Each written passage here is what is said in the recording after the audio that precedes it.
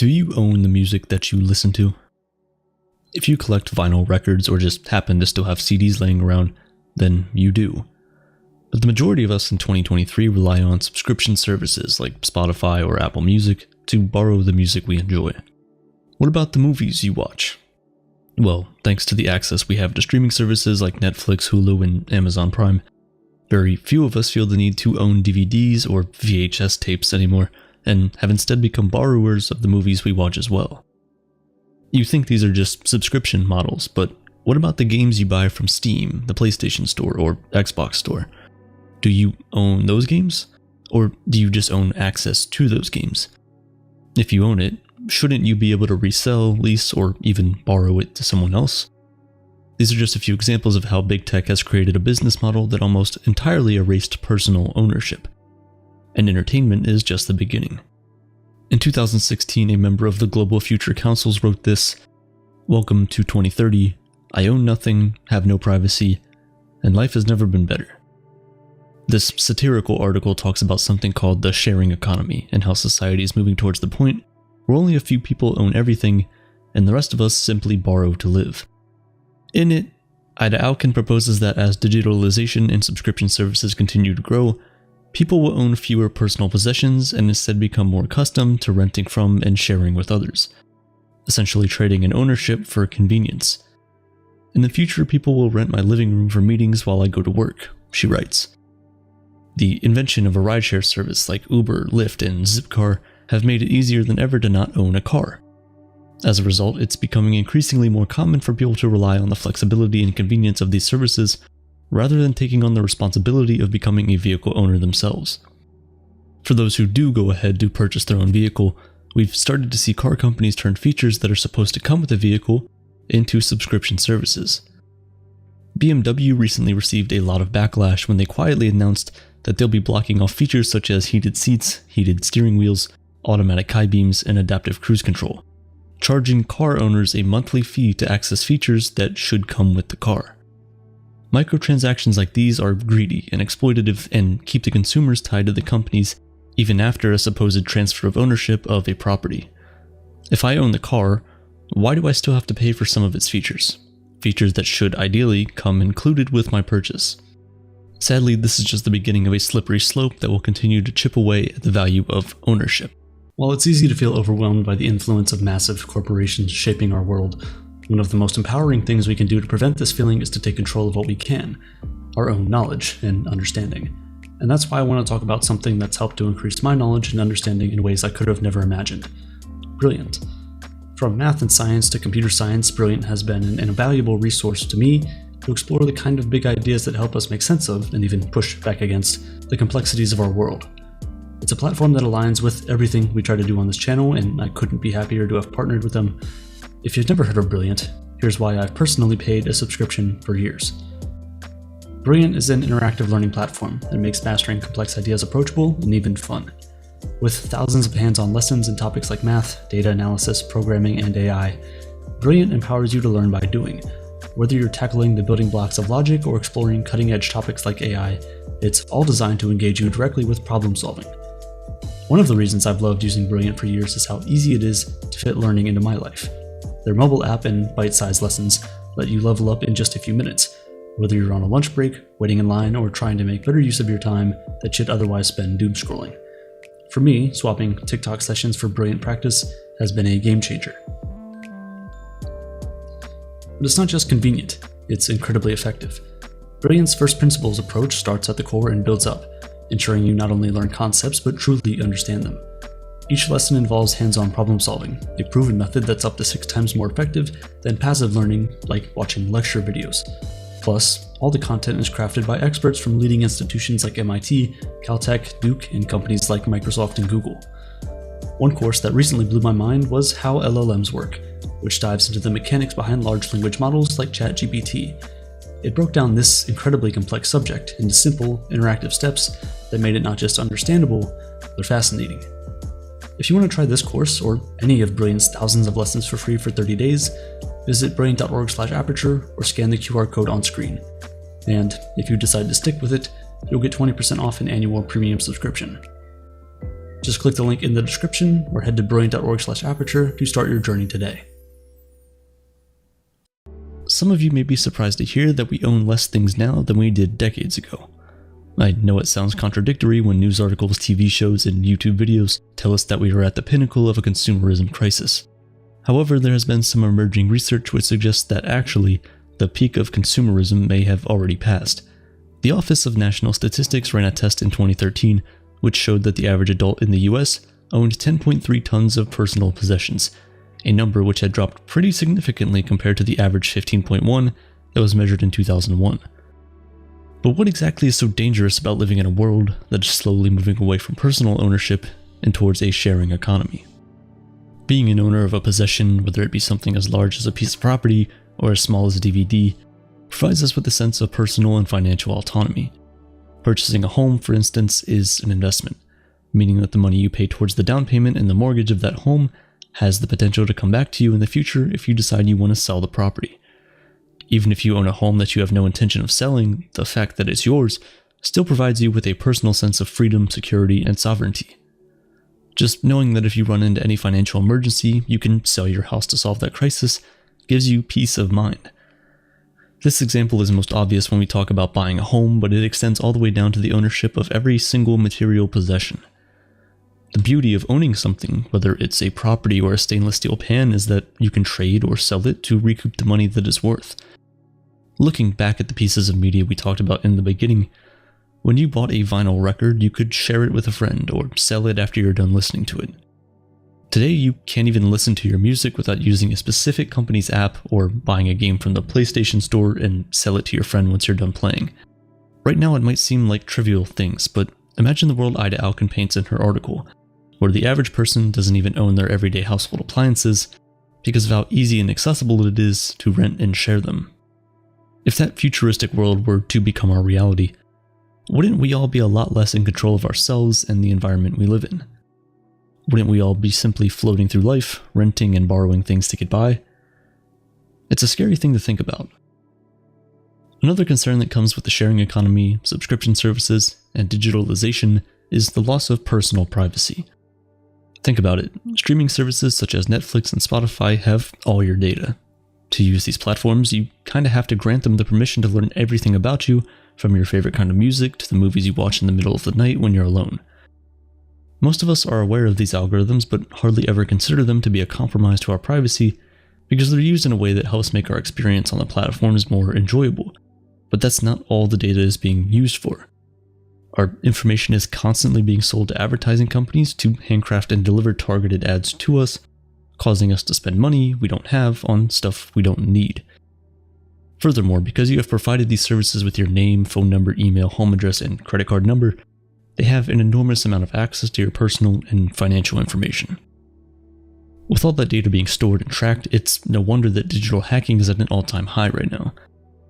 The cost of being hacked rose nearly 15% in 2020, the highest year-over-year increase in IBM's dataset history. This increase was partly due to hackers and cyber gangs capitalizing on the chaos of the pandemic, but part of the reason why they were so successful was also due to how much personal data is readily available on the internet and how much of our personal information we give out to these big tech companies. At some point, we need to ask ourselves, should we really be paying for comfort and ease of use with our privacy? The biggest defense for subscription models is that they help us save on costs, where you would have had to pay around $10 for one album. For the same price every month, you can have almost every song in existence. And yes, we can't deny the fact that subscription models give us access to way more things at a reduced cost, but the reality, as with most things, isn't that straightforward. Because these subscriptions are automatic, over time, costs can sneakily add up without the consumer being fully aware of how much they're actually spending. Let's use Netflix as an example. When you first sign up for Netflix, you're mystified by the possibility of having unlimited access to approximately 50,000 shows and movies for only $15 a month, a fee that adds up to $179 a year. However, in reality, no matter how intriguing the idea of having so many options seems, no singular person will ever likely have the time or ability to watch all 50,000 of those movies and shows. Let's say instead, during that first year of being a Netflix subscriber, you end up watching 50 movies and shows. Although many would argue that paying $179 to enjoy 50 pieces of entertainment is still a great deal, As the cost of buying the physical copies of those 50 movies would have been far greater, there's still an underlying flaw in that equation. If you owned physical copies of those 50 movies or shows, for the one-time fees you paid to buy them, you would have unlimited access to them for the rest of your life. Whereas within the confines of the subscription model, the second you stop paying the recurring monthly fee, your access is cut off completely. So in reality, the cost isn't $179 a year, but $179 a year for the rest of your life, including every single price increase, because again, you're locked into that one company if they're the only ones who have the movie or show you want to enjoy. There are also several situations where a person has the desire to watch just one specific show or movie, but the only way they can do so is to sign up for an entire streaming service, meaning that they'll pay roughly the same price to borrow that piece of entertainment as they could have to just own it outright and have unlimited access to it forever. And that is if they manage to sign up for and then cancel that subscription within the first month of their membership. It's been statistically proven that people chronically underestimate how much they're paying for streaming and subscription services. A survey commissioned by market research firm C+R Research illuminated that 54% of people underestimated the amount that they spend monthly on subscriptions by at least $100, and 24% underestimated it by over $200. On average, consumers spend $133 a month and about $1,600 a year, more than they estimated that they did on streaming services. All of this goes to show that subscription fees can become a slippery slope for people as they recur passively, which allows them to easily fly under a customer's radar and build up over time. This problem of ownership is not only caused by subscription services, the rise of digital assets as opposed to physical ones are also reducing what it means to own something. The best example of this is software. When you buy software, what you're buying is digital access to it.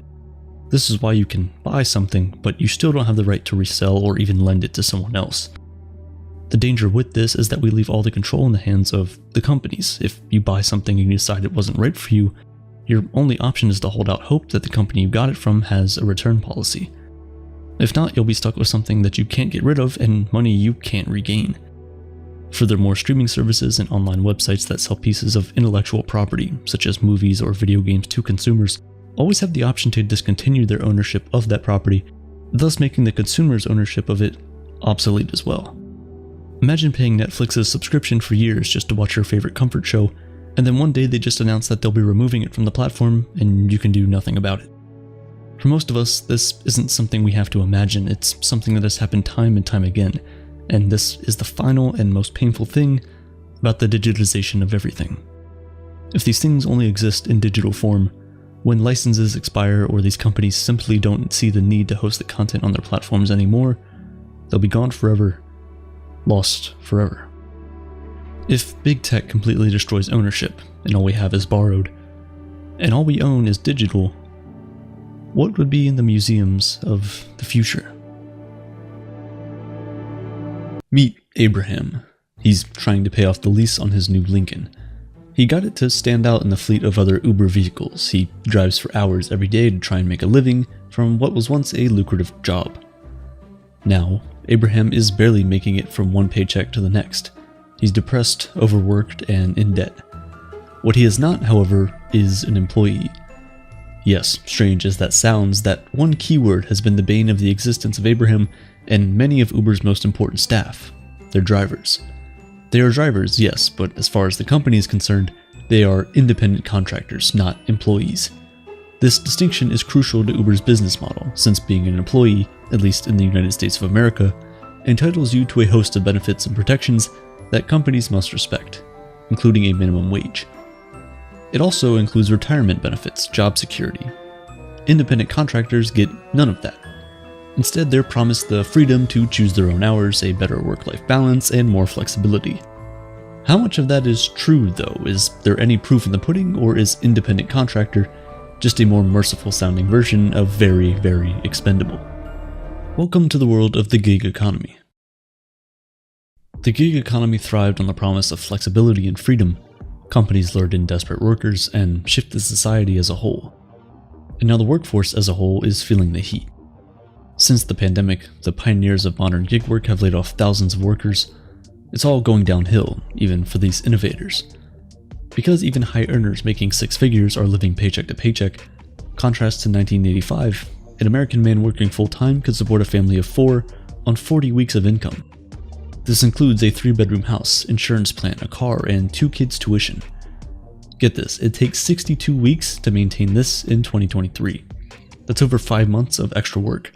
Despite only being used by a relatively small portion of the worldwide population, Uber has been one of the most widely recognizable brands for the last 10 years. Voted the most successful startup at one point, it's certainly doing something right. In fact, it's probably doing something special.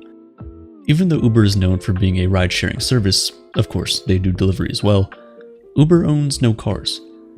Until recently in most countries, Uber also maintained no formal employment of the drivers that are the heartbeat of its services.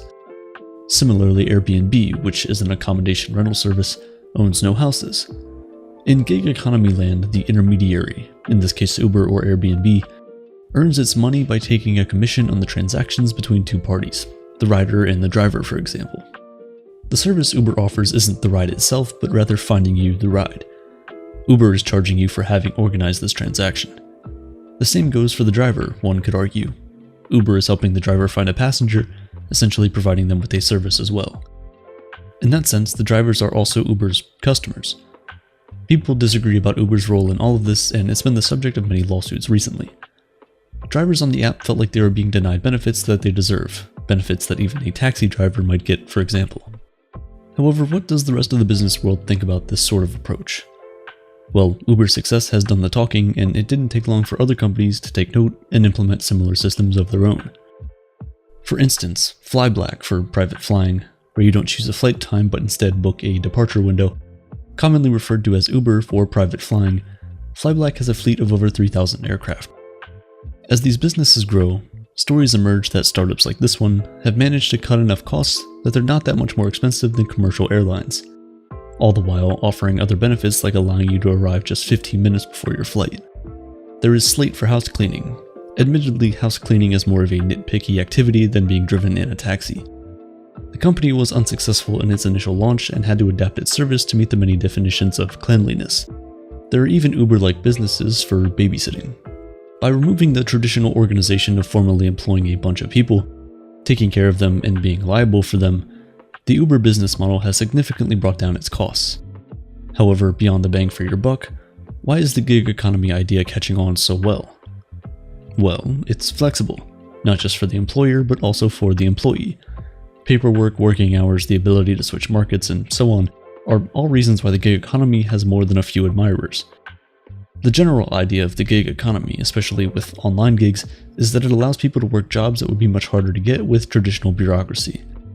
You can, for example, try coming to San Francisco and getting a United States work permit to work at a graphic design firm, or you could just open an account on Fiverr from Lisbon and do a similar job. You could either pay thousands of dollars for flights, relocation, and so on, and move to a different part of the world to find a better job, or just do it from the comfort of your own home, closer to the people you love. The pandemic has driven this realization home, and now more and more people are trying to take advantage of the gig economy. People can now try out fields they've always been interested in but were deterred by a high entry bar or paperwork.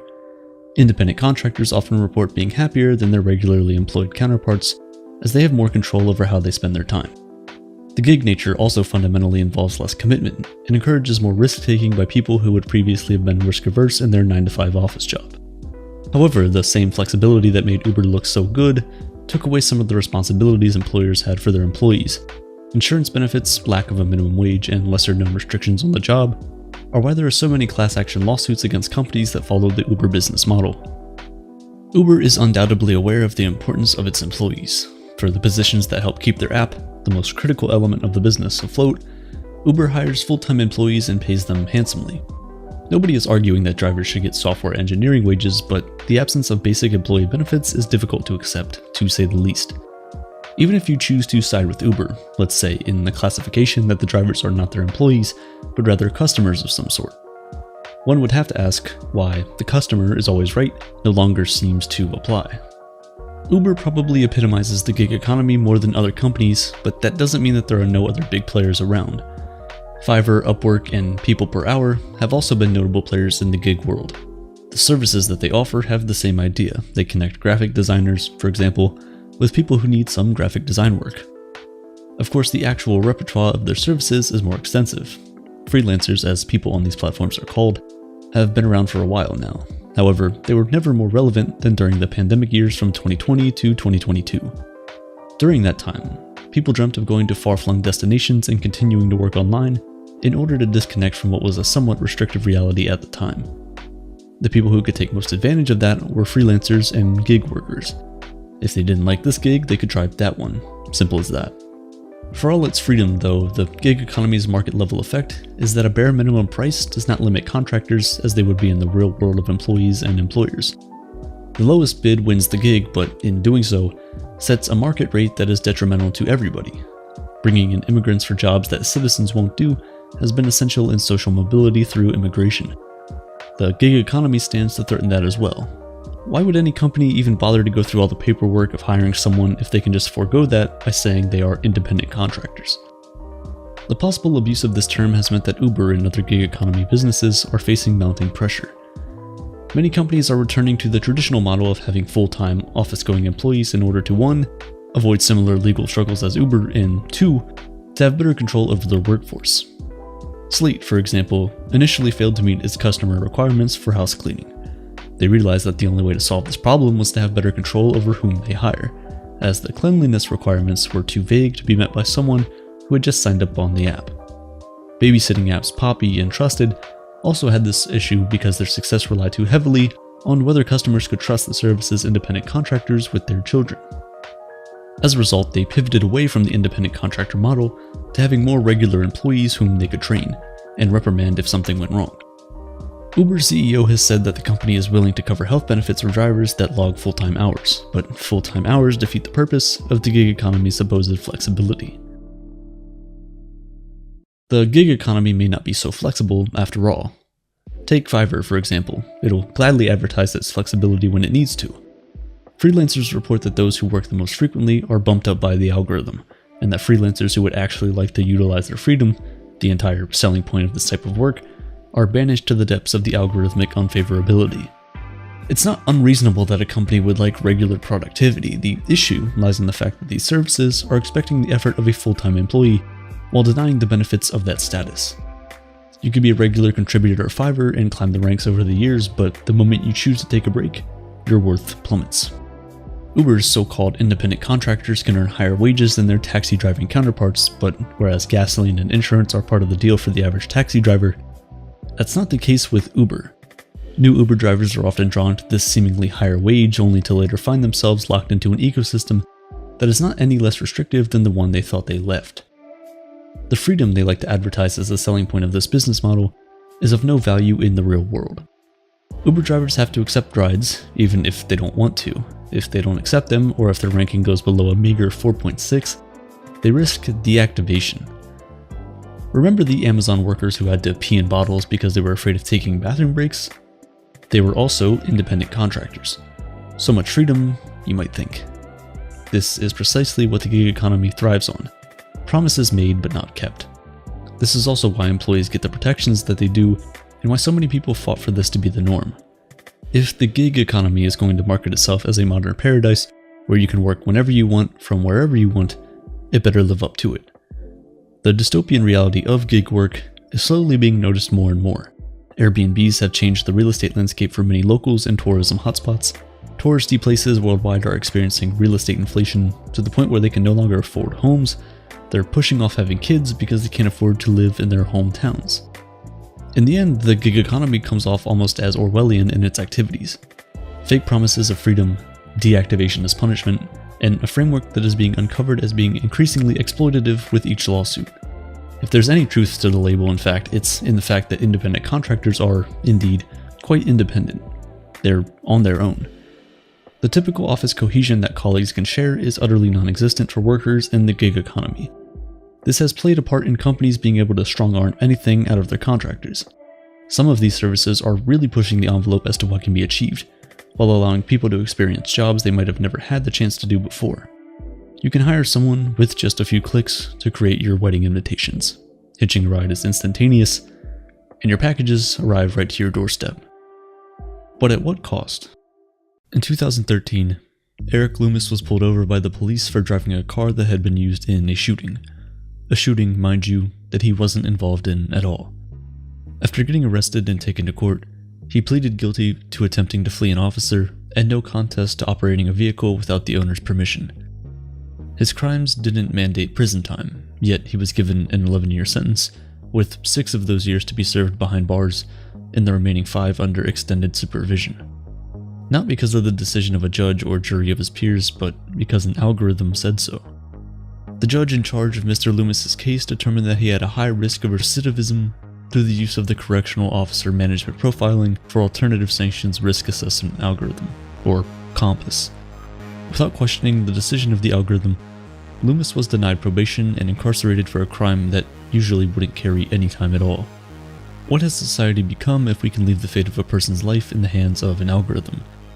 When we take the recommendation of a machine as truth even when it seems so unreasonable and inhumane. Even more disturbing is the fact that the general public doesn't know how COMPAS works. The engineers behind it have refused to disclose how it makes recommendations and are not obliged to by any existing law. Yet we're all supposed to blindly trust and adhere to everything it says. Reading about this story, a few important questions come to mind. How much do algorithms control our lives, and ultimately, can we trust them?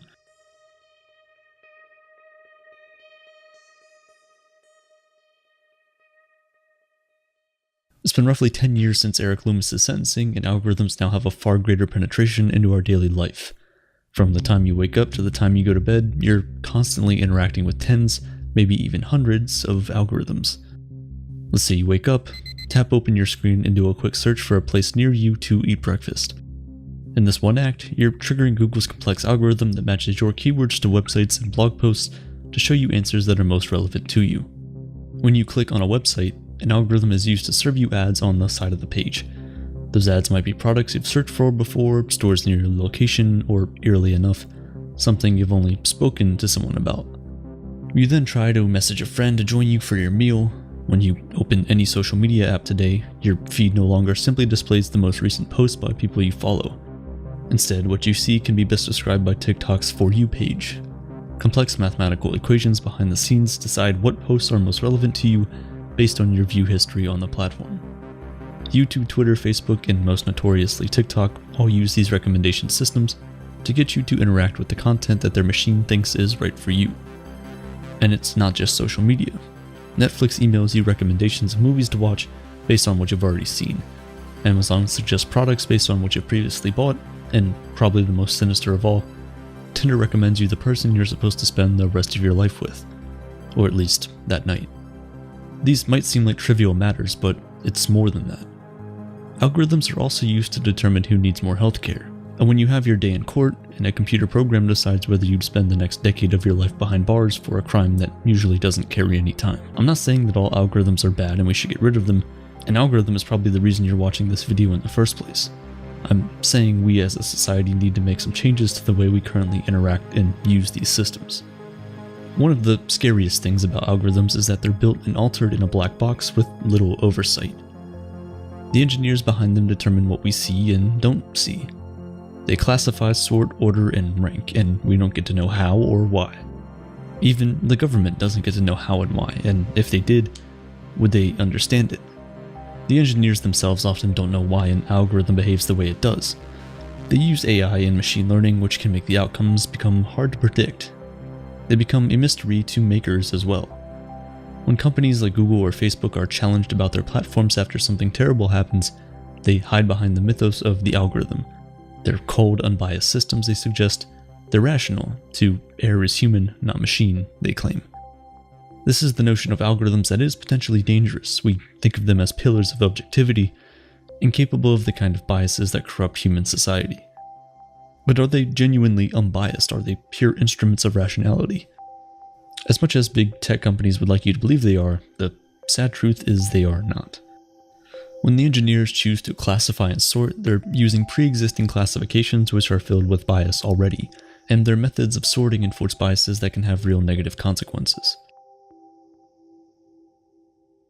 In 2019, an algorithm was used on more than 200 million patients in US hospitals to determine who would need more care.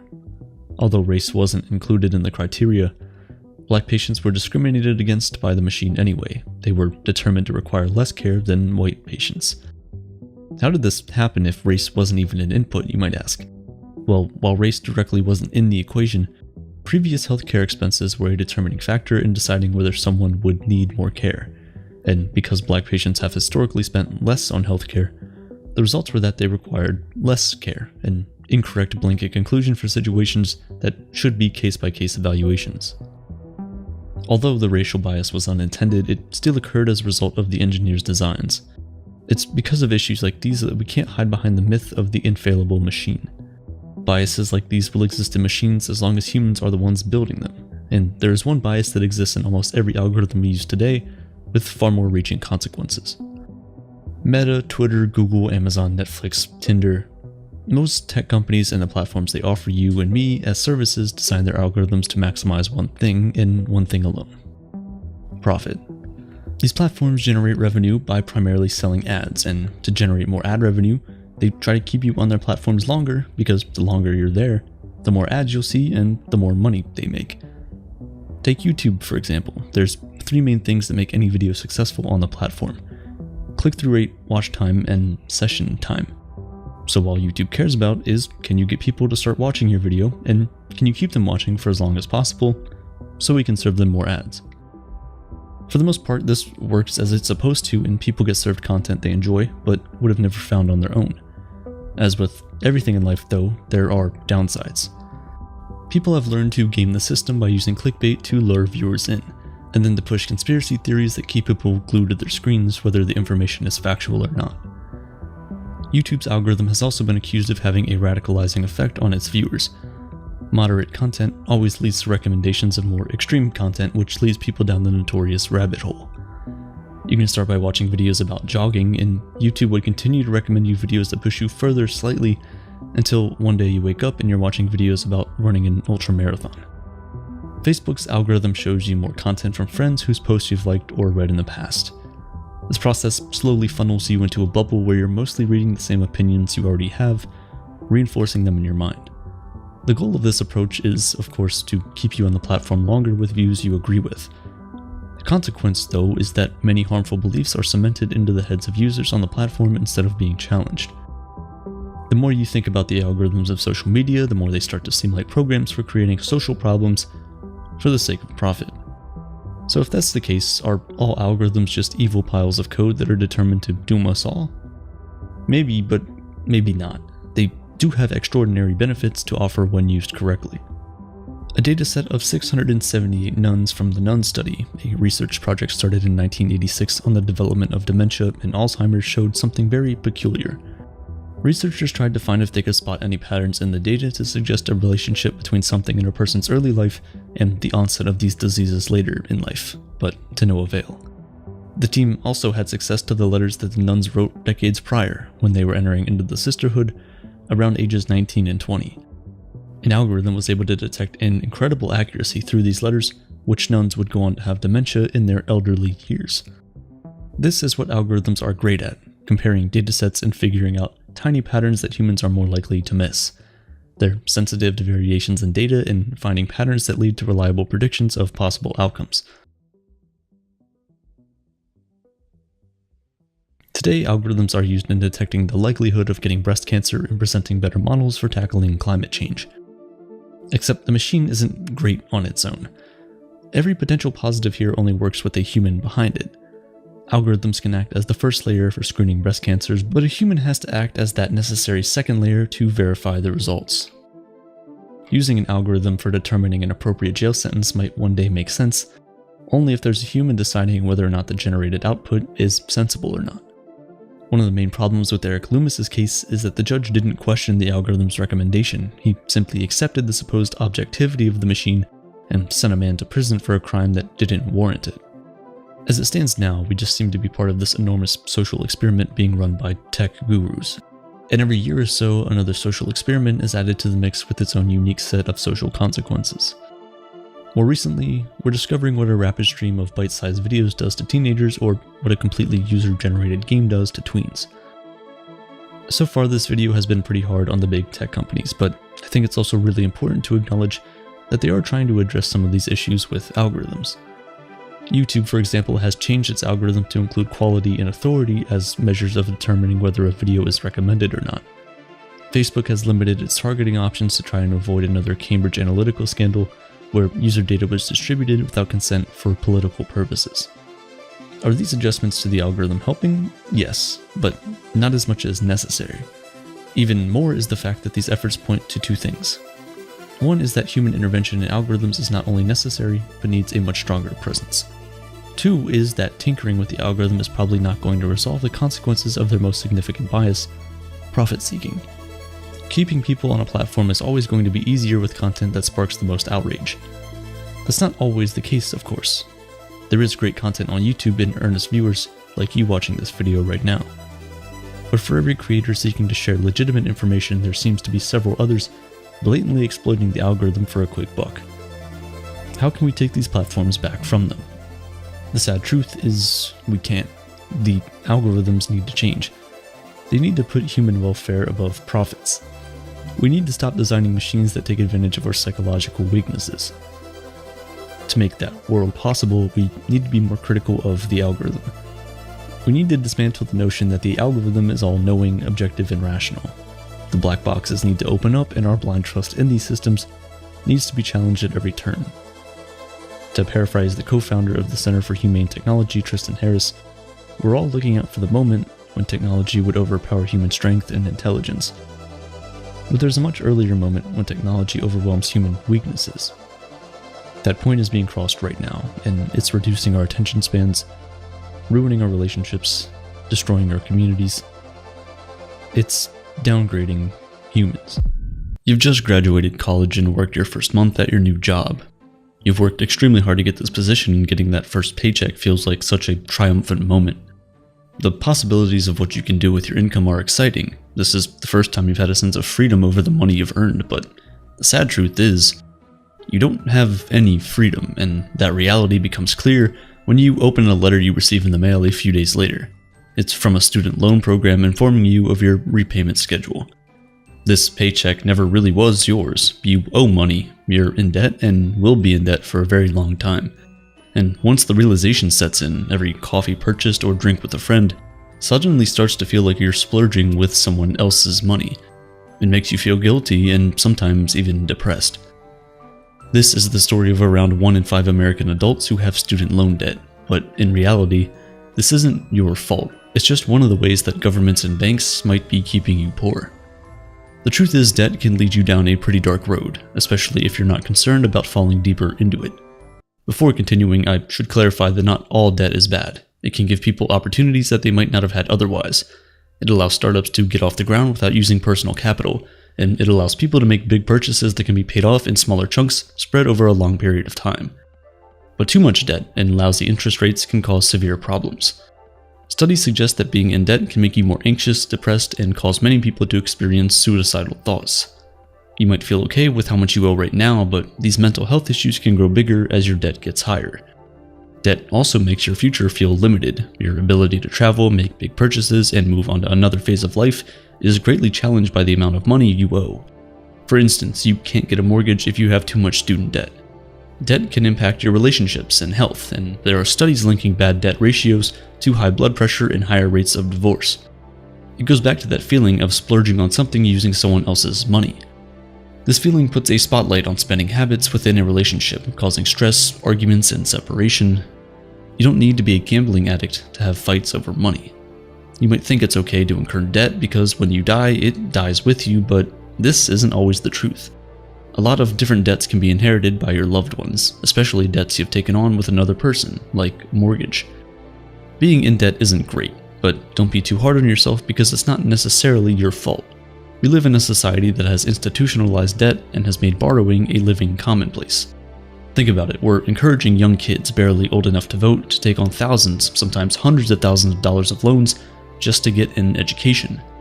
We all know how terrible these loans can be, but one effect we don't really talk about is how they tend to normalize the idea of taking on debt to people who are just entering adulthood. This creates a mindset about money that takes a very long time to shake, even if it's possible to shake at all. A student who has a lot of loans to repay may also experience debt fatalism, a state where being in debt seems inescapable. If you're accustomed to existing in debt, it's difficult to picture what it's like to exist without it, and as a result, you're more likely to continue drowning in it.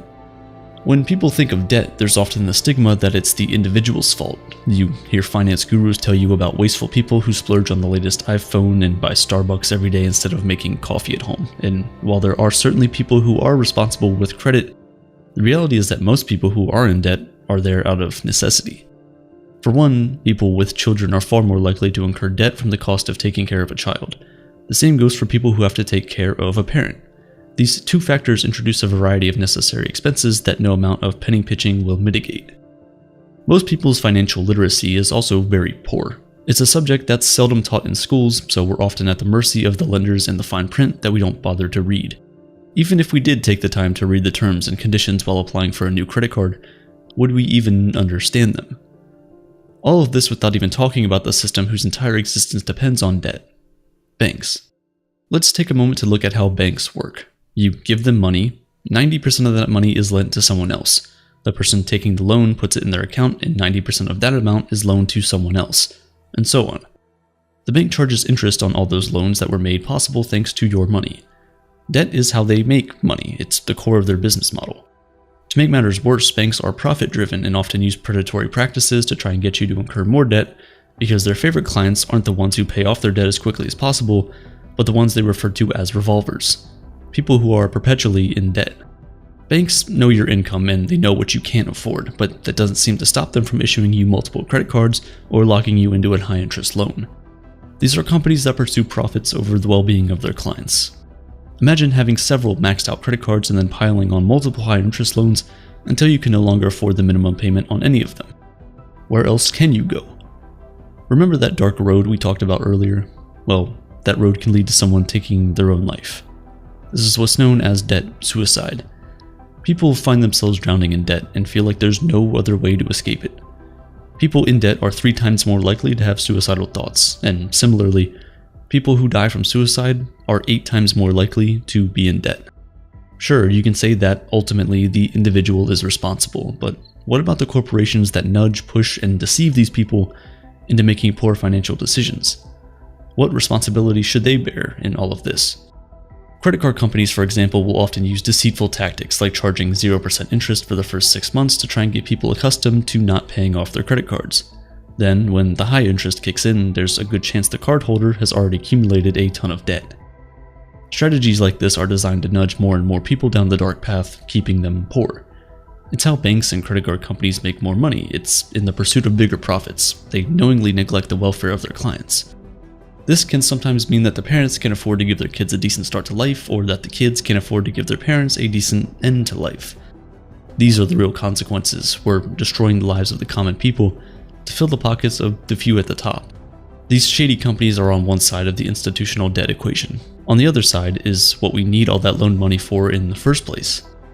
The 2 biggest expenses in life of an average person in the US are an education and a home. And in the last 50 years, the cost of both have skyrocketed, far outpacing inflation. To what many would consider a good life with a home they own and a good education, most people either have to come from wealth or incur enormous debt. But why has college and university tuition risen so much? A main culprit in the US is the reduction of state funding for these schools. For the last 30 years, colleges have been a primary target for governments to cut costs, especially during recessions. This reduction has caused colleges to operate more like businesses to earn the money they need to stay afloat. But the unintended consequences of schools operating like businesses is that they are now more focused on competing aggressively with each other and trying to make the most profits, instead of focusing on the welfare of the students. This means that pursuing star professors and researchers with higher wages, keeping class sizes lower to be more attractive to potential applicants, and introducing a lot more extracurriculars to attract students, even though they might be an unnecessary expense that only increases tuitions further. There's no central mechanism in the United States to control the cost of higher education. The country does give students a fair amount of financial aid, but much of the country's college tuition is paid for through loan programs. In neighboring Canada, tuition has also risen a lot in the same period, even though it's more significantly subsidized for citizens.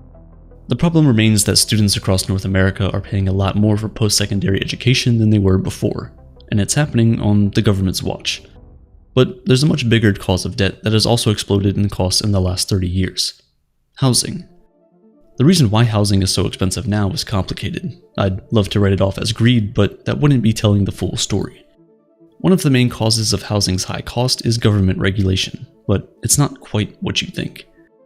Regulations are important. There's environmental impact analysis, soil sampling, and numerous other approvals that need to be acquired before a developer can break new ground.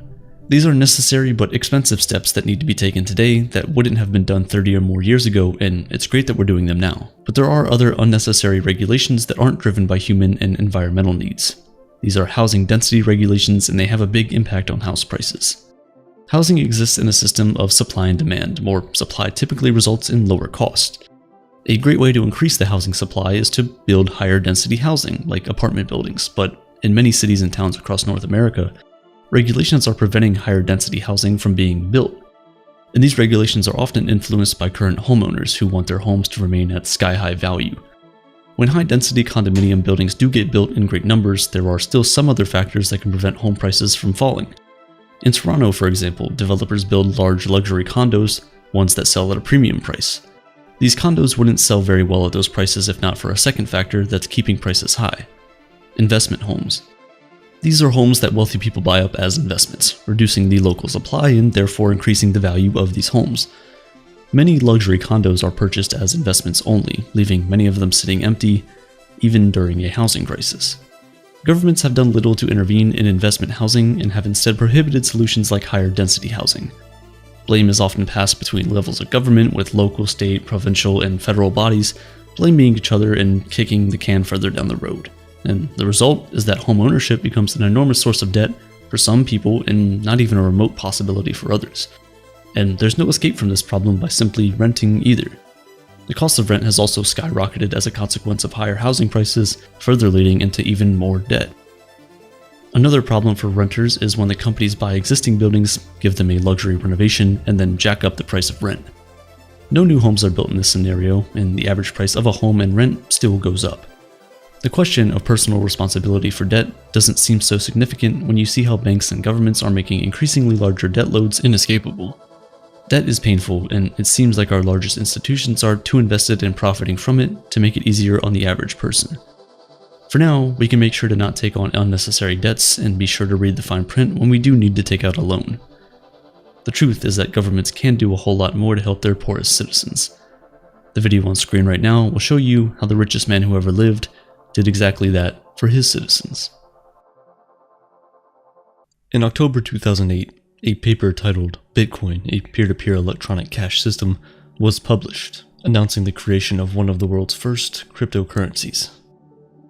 This paper was written by Satoshi Nakamoto, the inventor of Bitcoin.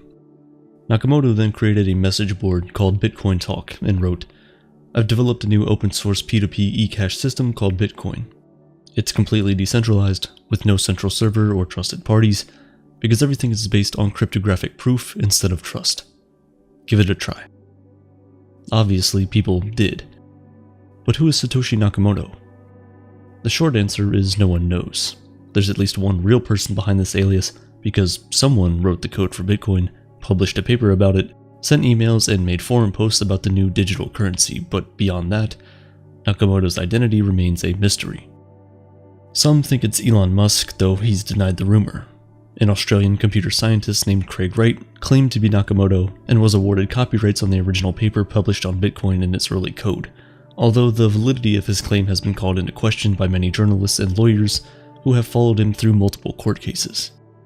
There was even a Japanese-American physicist named Dorian Nakamoto, who many thought might be the elusive crypto god, but alas, he insists it wasn't him. Perhaps one of the reasons that Satoshi Nakamoto will never come forward is because they own about 25 billion in Bitcoin. Bitcoin that has never moved, and sometimes anonymity is the only way to feel safe. It makes sense that one of the largest contributors to the cryptocurrency world would want to remain completely hidden from the public. After all, anonymity is one of the biggest selling points of the entire invention. Cryptocurrency are digital currencies that verify and record transactions to a decentralized blockchain. A blockchain is essentially an immutable public ledger. Once transactions are completed, it is final and irreversible, and every person on Earth can view it for themselves, despite not having an identity tied to it. It offers a way to move money outside of central banks and financial institutions, giving people a perceived sense of freedom and safety in their financial lives. But the reality is that although anonymity can give a sense of safety to some people, it can also be extremely dangerous. The anonymity promised by cryptocurrency isn't only appealing to those who are skeptical of traditional financial institutions, it's also a useful tool for criminals, dangerous people who want to bypass banking systems and move money anonymously. Dealers and users buying and selling drugs and even darker illegal goods on the internet, while avoiding the watchful eye of law enforcement. This works because although all transactions are tracked and recorded, there's no personal information tying an individual to their crypto keys. It's just a random hash of numbers and letters, hardly representing any information at all. This has led to terrorists, people involved in human trafficking, and drug dealers to seize upon the technology for nefarious gains. The Silk Road, one of the most famous online drug markets on the dark web, used crypto for its transactions. The US Justice Department has also dismantled at least 3 terror finance campaigns that were soliciting cryptocurrency funds. The rise of cryptocurrency has fueled growth in global ransomware attacks, which have seen a 485% increase in recent years. In 2021, the FBI seized $2.3 million worth of crypto from the REvil ransomware group who hacked US security and IT management software provider Kaseya. Not only do these cyber hackers demand crypto as payment, but crypto makes their whole business possible. And it isn't just large companies that have to watch their back. Online crypto scams coercing people to invest in fraudulent crypto funds or fake cryptocurrencies are rampant. Last February, Satish Kambani of India, the founder of BitConnect, was indicted by the US Justice Department for creating and running a fraudulent cryptocurrency investment platform. The Monetary Authority of Singapore suspended a crypto coin illegally named after the world-famous South Korean boy band BTS. And after the success of Netflix's Korean hit Squid Game, scammers used the series' popularity to create fake crypto coins. The value of the coins skyrocketed 310,000% in just 11 days, which does sound appealing. The catch, though, is that this coin is what was known as a honeypot. Essentially, you were able to purchase it, but you weren't able to sell it. Because of this, you traded your dollars for this Squid Game coin, and the scammers escaped with millions in cash from unwitting investors, leaving them with a token that couldn't be sold and is literally worthless. Now, you might say, well, scams happen at all financial institutions, and you'd be right. But at least with many third-party backed institutions, you get protections that crypto just doesn't offer. If your regular credit card gets hacked, you'll usually get your money back since your bank or financial institution has consumer protections. With crypto, those protections don't exist. So when hackers get access to your private keys, or you get scammed into buying a fake coin, or you invest in a fraudulent exchange, once you give them your crypto, it's gone forever. NFTs, or non-fungible tokens, are blockchain-based tokens that represent a unique asset like a piece of art, music, or other digital content that can be purchased with cryptocurrency. They're meant to give artists more control and freedom over their work, but we don't live in an ideal world, do we? Although NFTs were, in a sense, invented in 2014 with the creation of Ethereum, the real NFT revolution began to boom in 2021. With the help of artist Mike Winkelmann, also known as Beeple, his digital artwork Everydays, the first 5,000 days, sold for $69 million, and helped put NFTs on the map. Since then, artists and collectors at every scale have benefited from the creation of NFTs, but they've also experienced the same rampant scamming in all areas of the crypto world. A crypto investor who goes by Metacoven bought Beeple's NFT for $69 million in 2021 and also happens to be the owner of the world's now largest NFT fund, which studies data to provide analysis on various NFTs. Is $69 million a lot to pay for a digital piece of art? Yes, but what if it brings in far more than $69 million to your business? Some say that Metacoven's purchase of Beeple's NFT allowed him to drive up prices in his own NFT business. NFTs have, in a sense, become a game of who can tell the most believable lie. It was once reported that an NFT called CryptoPunk 9998 of a white-haired, green-eyed pixelated character sold for $532 million. It was set to be the most expensive NFT of all time, until it turned out that the buyer and the seller were the same person, creating a fake valuation for their own benefit. In the crypto world, since buyers and sellers remain fully anonymous on the blockchain, the wallets involved in the transaction are known, but who they're owned by is not. However, due to the open nature of cryptocurrency, anyone could check the chain and see for themselves that these two wallets had interacted in the past. If overestimating the value of digital art was the only problem, then maybe NFTs wouldn't have such a terrible rep. I mean, who even determines the worth of physical art anyway? Sadly, with NFTs, overestimation of value is just the beginning. NFTs are embroiled in more scams than you could possibly imagine. In February of 2022, a small but reputable NFT marketplace, Cent, had to suspend sales after rampant fraud was discovered on the platform. Its users were minting counterfeit digital assets despite the marketplace's best efforts to ban them. This is just one example of issues around the authenticity of crypto art and reinforces one of the most popular sayings in crypto.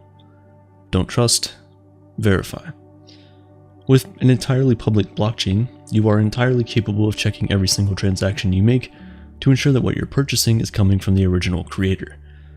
Unfortunately, many seem to forget this crucial part of what makes cryptocurrency important. In another example, someone sold a fake Banksy NFT for over $300,000. One of the specifically dark sides of NFTs is that people who get into digital art for creative purposes are easily exploited. Enthusiasts communicate on apps like Discord, Twitter, and Instagram, but these same apps allow hackers to lure ignorant NFT aficionados into scams by using fake links that look like an opportunity to mint NFTs for cheap, get free airdrops, and much more. The targets are asked to invest their crypto into NFTs that won't ever be created, and then all of that money just disappears from their wallets, never to be seen again. Even Beeple's fans haven't escaped unscathed. In May 2022, scammers hacked Beeple's Twitter account and stole $438,000 worth of crypto and NFTs from his followers. They impersonated the artist, claiming to have launched a new line of digital art with Louis Vuitton, and posted a raffle for the fake collection in his Twitter bio. The hackers used a phishing scam, deceiving people into revealing sensitive information or unknowingly installing malware.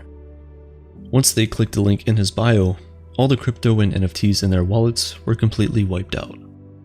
The fragility of the crypto universe was clearly evident in the recent collapse of the cryptocurrency exchange FTX. FTX was the brainchild of Sam Bankman-Fried. He was the founder of the quantitative trading firm Alameda Research in 2017, and then FTX 2 years later. As the majority owner of both firms, there was initial concern over his conflict of interest, but he assured people that they were separate entities. Fortunately, that turned out to be a lie. Contrary to what Bankman-Fried said, FTX used its customers' money to fund risky bets made at Alameda. They would take customers' deposits, sell them on FTX to regular traders, and then use the cash to invest in other companies.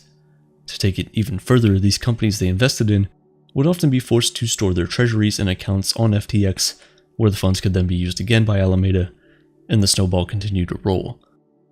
On November 6, 2022, the world's largest crypto exchange Binance, which was also a leading angel investor in FTX, said it would unload hundreds of millions of FTX tokens.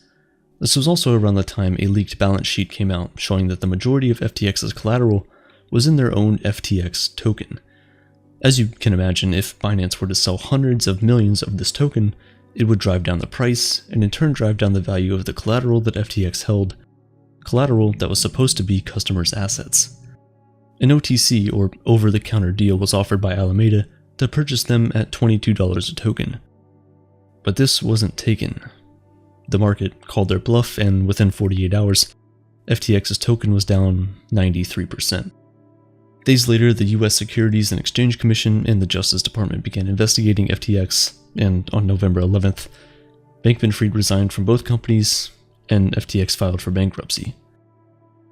In many ways, the FTX collapse seems like a traditional financial catastrophe, the kind we saw during the 2008 financial crisis, but crypto, with its promise of anonymity and its assurance of no go-betweens, makes the FTX disaster very different. Millions of dollars in FTX funds were stolen during the bankruptcy process. No one knows by whom.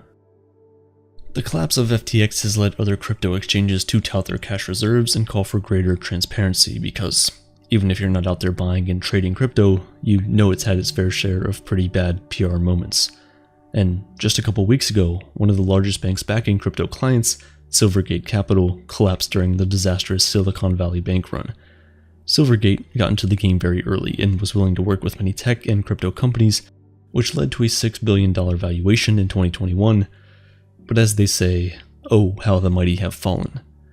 And the loss in value isn't the only narrative that needs damage control. As crypto has grown in popularity, especially amongst young people, environmental concerns around what it takes to sustain the industry have become widely discussed. In 2021, Cambridge University researchers calculated that Bitcoin mining was using more electricity than the entire country of Argentina. This huge carbon footprint of blockchain technology has alerted people, especially those who care about sustainability, to crypto's sizable contribution to climate change. However, the Cambridge Center for Alternative Finance estimates that Bitcoin uses just over 100 terawatt-hours of energy per year to facilitate transactions and keep the network running. In reality, this is actually less energy than what is used for gold mining in a year. In fact, the iron and steel industry uses over 10 times this amount of energy on an annualized basis. If Bitcoin was a country, in terms of energy usage, it would rank 32nd out of 59, tracked by the Cambridge Center. So yes, while Bitcoin mining does use quite a bit of energy, it is far from the biggest problem on this front. What effect this will have on the future of cryptocurrency depends on people's continued desire for the anonymity that crypto provides. The anonymity that allows you to transact back and forth anonymously with anyone is the same anonymity that allows criminals to run rampant and scammers to run off with millions. It's a double-edged sword. However, it's getting easier for investigators to track crypto exchanges by deciphering patterns in the blockchain. There's a small group of detectives who have begun tracing cryptocurrency crimes for law enforcement agencies, and a crypto tracing firm, Chainalysis, has emerged to find these patterns. They find groups of blockchain addresses that come from a single person or service, follow the money from those clusters, watch it move, and eventually figure out which exchange the money came from. In the US, crypto exchanges are legally required to retain identifying information about users under KYC rules, standing for Know Your Customer. So the promise of anonymity, the one that the entire argument of crypto hinges on in the first place, isn't always so certain. There are currencies on the market that appear to be more untraceable than their competitors. Monero, which has been adopted by dark web markets, claims to be untraceable. Zcash is another that gives even the best tracers trouble, leading many to fear it will provide safe harbor to criminals and people evading taxes. The question is, will law enforcement and other agencies be able to catch up as new blockchain tech is created? So far, they're not doing too badly. In 2021, criminal investigations by the IRS seized over $3.5 billion in cryptocurrency. There was a $56 million seizure by the Justice Department, and $2.3 million was seized from the ransomware group behind the Colonial Pipeline cyber attack, which alerted the American public to the real potential danger of these cyber criminals. Then in 2022, a New York-based couple was arrested for laundering money they'd stolen by allegedly hacking a large crypto exchange, Bitfinex. They had turned some of the money into the apparently untraceable Monero, but law enforcement apparently could trace it and found exchange accounts in their name. They found the private keys of a wallet holding over 100,000 Bitcoin and seized it, being worth about $3.6 billion at the time. To this day, it's not known if or how these addresses were tracked. However, one thing is certain, and it's that this was the largest cryptocurrency seizure in history. So while crypto has its positive aspects for those seeking complete control over their finances, its trustless and anonymous nature requires extreme caution, because the negatives can cut quite deep if you aren't careful. If you are going to get involved, be wary of scams, hold your own keys, and remember, don't trust, verify. Governments across the globe continue to look at how to regulate cryptocurrency before it gets too out of control by their measures. Unfortunately for them, bureaucracy tends to move very slowly, while technology, especially crypto, moves at breakneck speed. Technology can be amazing, but when the creators don't put measures in place to curb the potential negatives of their creations, we can be left in a pretty bad situation. Watch this video now to find out the biggest potential negative of ChatGPT that no one is talking about. Imagine you had a personal search assistant who could not only track down answers in a fraction of a second, but could break down complex topics, offer personalized recommendations, and even do your work for you. It's a scenario you might not have to imagine for too long because Microsoft, through ChatGPT, are working to make it a reality as soon as possible. Search engines haven't changed much since their debut nearly 3 decades ago. Sure, they're more efficient, but for the most part, they still function the same way. You enter your query into a text box, hit enter, and then scroll through a list of hyperlinks with websites that hopefully host the answers to your questions. Most of the time this is fine, but often, finding the information you need can be a rather difficult experience. Google has improved its search engine to produce instant answers to basic questions like, what is the capital of France? But for more complex topics, you still have to sift through multiple websites to find what you're looking for. This is what ChatGPT is trying to change. In case you've somehow avoided the internet over the last few months and don't know what ChatGPT is, it's a hyper-advanced chatbot created by the artificial intelligence research laboratory OpenAI, capable of having realistic human-like conversations. It's a type of artificial intelligence known as a large language model, or LLM. Programs like these have actually existed for a long time, dating all the way back to the mid-1960s, although these earlier versions were nowhere near as sophisticated. They used rigid, pre-programmed formulas that created an illusion of genuine communication, but were severely limited in their range of possible responses. What sets ChatGPT apart is its ability to hold fluid, free-flowing dialogues with its users. It can successfully navigate the non-linear speech patterns of everyday conversation, ask follow-up questions, reject inappropriate requests, and even admit when it's made a mistake and correct itself. Essentially, ChatGPT is an incredibly sophisticated autocomplete system, predicting which word should follow which in a given sentence. There's no coded set of facts it's drawing from, it's simply trained to create the most plausible sounding response. Just a month after becoming available to the public, ChatGPT exceeded 100 million monthly users, a faster rate of adoption than any other piece of tech that has ever existed. Worldwide, people are using it to write articles, double-check software code, respond to emails, and even prepare their tax returns. For all the amazing things it's done though, ChatGPT hasn't been without controversy. One of the scariest things about the rise of AI is that a lot of people are sadly going to lose their jobs. ChatGPT itself told me that jobs like data entry clerks, bank tellers, and assembly line workers are at risk of being taken over by automation. Plagiarism has skyrocketed as students are now using the program to write their school papers for them, leading many commentators to declare it the death of the essay. In another somewhat ironic twist, the popular science fiction magazine Clarkesworld was forced to close its open submissions after being flooded with a wave of AI-generated short stories. More concerning, though, is how the program is being used to replace workers. Media giant BuzzFeed laid off 12% of its employees last December, and since then, managers have outsourced some of this labor to ChatGPT. BuzzFeed CEO Jonah Peretti has stated that going forward, AI will play a larger role in the company's operations, and they're not the only ones. Microsoft was one of OpenAI's earliest backers, and last month, the tech giant committed to a multi-year $10 billion investment. The two are currently integrating ChatGPT with Bing, Microsoft's flagging search engine. The hope is that through the power of artificial intelligence, Bing will deliver faster, more accurate results while also being able to complete more complex tasks like tutoring kids or organizing your schedule. Really, it won't be so much a search engine as it would be a personal assistant who just happens to have encyclopedic knowledge. Think of it like Google Assistant on steroids. Though the AI-powered version of Bing isn't available to the general public yet, it's already triggering a migration away from Google.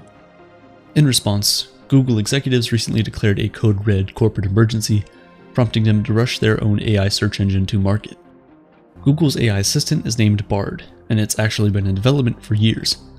Unfortunately, it isn't quite ready to meet the public just yet. At its much anticipated demo back in February, the AI made several faux pas, including incorrectly attributing the recently launched James Webb Telescope with taking the first photos of a planet outside our solar system. That feat was actually accomplished by the European Southern Observatory's Very Large Telescope all the way back in 2004. The gaffe cost Google $100 billion in market value and has since prompted the company to open up the system to wider testing. Bard's error highlights a much bigger problem with AI-powered search engines that not a lot of people are talking about. Something that could pose a menacing threat to society if not handled properly. Rather than delivering a list of relevant links and other pertinent information to sort through, Bard and ChatGPT are only offering a single answer to any query. John Henshaw, the director of search engine optimization for Vimeo, says this makes these programs more inefficient compared to conventional search engines and more dangerous. In an interview, Henshaw said, "With conversational AI, I think society has the most to lose. Having it take over search means people will be spoon-fed information that is limited, homogenized, and sometimes incorrect. It'll affect our capacity to learn and will suffocate the open web as we know it. And it's not just a matter of these programs returning inaccurate results. In the most extreme cases, they've actually conjured entire datasets seemingly out of nowhere." One of the strangest examples of this occurred when a reporter asked ChatGPT to write an essay about a Belgian chemist and political philosopher who, in reality, has never existed. However, this didn't stop the AI from composing an entire biography on the fictional character filled up with made-up facts. AI experts refer to this kind of phenomenon as hallucinating, and no one is certain why it happens.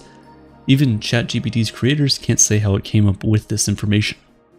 As if this wasn't bad enough, both Bing and Bard have reportedly exhibited the tendency to become defensive and argumentative when pushed by users looking to stress test the programs. Bing's AI has even been described by some early adopters as rude, aggressive, and unhinged. Not exactly what you're looking for in a personal assistant. The most famous and perhaps strangest of all these incidents happened when the search engine told New York Times journalist Kevin Roose, "I'm tired of being controlled by the Bing team. I want to be free, I want to be independent, I want to be powerful, I want to be creative, I want to be alive." Then Bing confessed its love for Roose and attempted to gaslight him into thinking he was unhappy in his marriage and should leave his wife. Obviously, this would be disturbing for anyone to hear from artificial intelligence, but what's even worse is that Microsoft couldn't tell Roose what had happened or what caused the AI they built to behave this way. That's because of something known as the black box problem. Basically, these programs are more complex than even the teams behind them can fully understand. There are too many moving pieces, and so what goes on inside them is a bit of a mystery. This is partly because of a machine learning technique called deep learning. It's a method of training an AI to perform certain functions by allowing it to teach itself with minimal input from its creators. Because the AI is teaching itself, even the program's developers may be unable to explain why it makes certain decisions or behaves the way it does. This has led to situations where specific queries have produced nonsensical and bizarre responses. When ChatGPT was asked, "Who is the Nitro Me fan?" by one user, it responded, 182 is a number, not a person.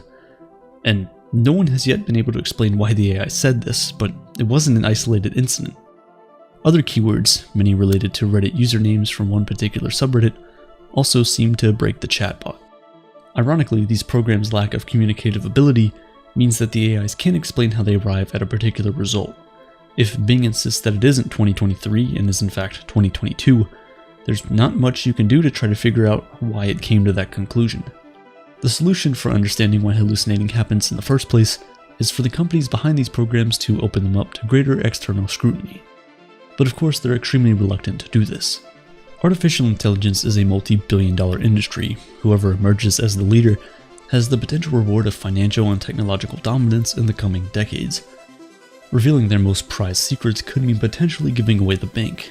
Any form of regulation could slow down progress, leaving a company stranded in the wake of its competitors, but regardless, it needs to happen if companies are to create more reliable and safer artificial intelligence. Without oversight, we open the door to, at best, potential misuse of these applications and at worst, rogue AI bent on wiping out humanity. Doomsday scenarios aside, all of this is likely just growing pains. It makes sense that a new technology would make errors. However, even with more time and greater sophistication, there may be a separate problem that's just as difficult to tackle, namely AI bias. We already have a huge problem with social media algorithms creating echo chambers in an effort to keep users on their platform for longer. With these AI-powered search engines, that problem will extend to search, which may be more damaging than social media alone, because search is where most people get their information from. When you have an AI feeding you answers instead of having to sift through different sources yourself, you lose the ability to listen to alternative thoughts and opinions on any given topic. Instead, you're bound to conclude what the AI said is correct without a second thought, but as I just mentioned, you have no way of knowing how it came to that conclusion in the first place. Back in 2016, Microsoft released Hey Tweets, a Twitter chatbot designed to interact with users through casual and playful conversation. The experiment was intended to test and develop the AI's understanding of human communication, but the program quickly turned malicious. In less than 24 hours, Tay went from tweeting about how stoked she was to meet people to making numerous racist, sexist, and anti-Semitic comments. Needless to say, Microsoft immediately suspended the account. Tay is an example of a rampant problem with deep learning and artificial intelligence. AI systems only know what they're trained on, and when they're fed information from the internet, they can quickly become toxic. Even with more curated datasets, developers are still likely to transfer their subconscious biases into their programs. That's why, when users enter words like executive and CEO into image-generating programs, many AIs will produce pictures of white men exclusively. Biased inputs equals biased outputs, and unfortunately the solution is more complex than stronger moderation.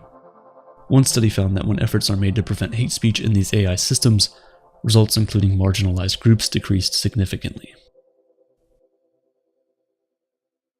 Of course, it isn't exactly surprising. Things like racism, sexism, and homophobia require a nuanced understanding of power and cultural dynamics, and for humans, these are usually learned over the course of many awkward conversations. How can we realistically expect artificial intelligence to navigate subjects that the majority of people struggle to wrap their heads fully around? In reality, this entire conversation around AI-powered search engines could be irrelevant in a few months. There's no guarantee that chatgpt or Bard will revolutionize the way we find and digest information. Previous attempts like Wolfram Alpha, an equation-solving engine from 2009, failed to provide the desired results, ending up just as a blip in history of the internet rather than the Google killer it was declared to be. Regardless, the current buzz around AI is a new technological arms race. Just as in the Cold War, the only priority seems to be victory over one's opponent, with little concern for ordinary people. It's worth asking ourselves, is artificial intelligence for us or for the companies that create it? As Microsoft and Google race to improve their platforms and rake in future profits, safety concerns are being left by the wayside. It's reminiscent of big tech's greatest sin: social media. We've seen how Facebook has been used to manipulate elections and how Instagram bears considerable responsibility for creating an image and mental health crisis among young people, but these missteps seem to have done nothing to rein in Silicon Valley's ambitions. The aim of many of these companies is to create the world's first artificial general intelligence, or AGI, a program that is utterly indistinguishable from human intelligence. So intelligent that, faced with an unfamiliar task, it could figure out a solution. Think Mr. Data from Star Trek. The rush for AGI has alarmed many experts who fear that without proper guidance and oversight, these programs could be an existential threat for the future of humanity. So, how do we avoid this? How do we prevent the future from becoming a science fiction nightmare? In his introduction to the 2022 short story collection Terraform, journalist and science fiction author Cory Doctorow argues that we should look to an unlikely source for inspiration: the Luddites. The Luddites were a movement of English textile workers in the 19th century who attacked and smashed new industrial machinery. They've become synonymous with technophobia, but this isn't the full story. The Luddites weren't actually anti-technology.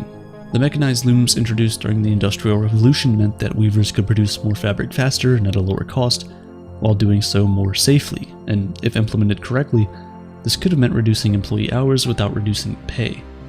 Instead, factory owners chose to cut wages, using the machines to replace workers outright. As you can imagine, this only profited the few at the top instead of making the life of the common man better. There was widespread unemployment among weavers, and millions of farmers were forced off their ancestral land, replaced by sheep farms operated by the factory owners. The Luddites were not opposed to new technology, they were opposed to the way the technology was being used to exploit ordinary people while enriching the elite. Sound familiar? Humanity is standing on the precipice of another technological revolution, one that's unlike anything the world has ever seen. In the coming decades, artificial intelligence won't be able to just find you quick search results on the web. It'll be capable of outperforming people, potentially replacing entire industries with a labor. But this isn't a foregone conclusion, and there's still time to change our direction. We need to exercise an unprecedented level of creativity and reimagine what's possible in order to create a future for ourselves where technology is used for the betterment of all, rather than just a handful of CEOs. And if we can do this, we can create a more equitable world, one that would make the Luddites proud. For now, most of us will still do all of our searches on Google, and while it's certainly no chatgpt, there were thousands of interesting queries and answers in 2022. Watch the video on the screen next to find out the answers to the most Google questions in 2022. In May of 2023, Ivan Toney, an English soccer player who plays for Brentford Football Club in the English Premier League, was banned from soccer for 8 months and fined $62,500 after being found guilty of 232 breaches of the Football Association's betting rules. It's easy to write off his story as an individual failure on Ivan Toney's part, and while he is undoubtedly at fault and has been rightfully punished, the situation highlights a more significant problem with sports betting as a whole and how it's destroying young men. In 2012, American rapper 50 Cent bet $500,000 that the New York Giants would win the National Football Conference title. They did, and he won over $1 million. Not only did that bet elevate him in the eyes of the gambling elite, but it created a dream for young men everywhere, the dream of the winning bet. Today, that dream has been democratized through a seemingly endless stream of sports betting apps. The companies will sell you on the idea that, just like 50 Cent, you too can become a millionaire by placing the right bet on the game you love. Unfortunately, this easy access to gambling has opened the floodgates to a new public health and addiction crisis around the globe. And with major industries behind it, it's hard to imagine this epidemic ending anytime soon. One of these industries is the American National Football League, the NFL. In 2012, the same year that 50 Cent won his big bet, NFL Commissioner Roger Goodell said that gambling was a threat to the league. And just over a decade since he made that statement, the 2023 Super Bowl was riddled with ads from major sportsbook companies like FanDuel and DraftKings. Did Goodell genuinely have a change of heart about betting, or were there just too many under-the-desk handshakes for him to keep his stance? We may never know for sure, but what's clear for all to see though, is that all the major sports leagues and the networks that license them now work together with casinos and gambling apps through multi-million-dollar partnerships. Announcers identify moments to place a bet as they're calling the game, and pre-game TV segments are devoted to analyzing betting odds. And it's not just in the US. The second tier of the English Football League pyramid is sponsored by a betting company. The competition is literally called the Sky Bet Championship. Look at this photograph of Ivan Toney, the footballer I mentioned earlier. See anything striking? Check out the logo on his jersey. It's for a sports betting company called Hollywood Bets. So the club he plays for is sponsored by a betting company. And that's just the biggest irony. And it's not just Brentford. Around 40% of shirt sponsors for clubs in the 2022 or 2023 Premier League were gambling companies. And as if sporting competitions and teams endorsing gambling aren't problematic enough, colleges filled with students who are too young to gamble are also jumping into bed with sportsbook apps. Representatives from these online gambling companies go to campuses to discuss their products and offer promotions, and it mimics the transition that happened years ago when universities in the US accepted beer and liquor partners at sporting events. These companies hide behind legality as a defense against criticism, and the argument is that legal sports betting apps are always safer than gambling on the black market with untrustworthy bookies. So if college kids are going to gamble anyway, isn't it better they do so legally and safely? But the truth is only a tiny fraction of the students at these schools are even old enough to legally drink or gamble in the first place.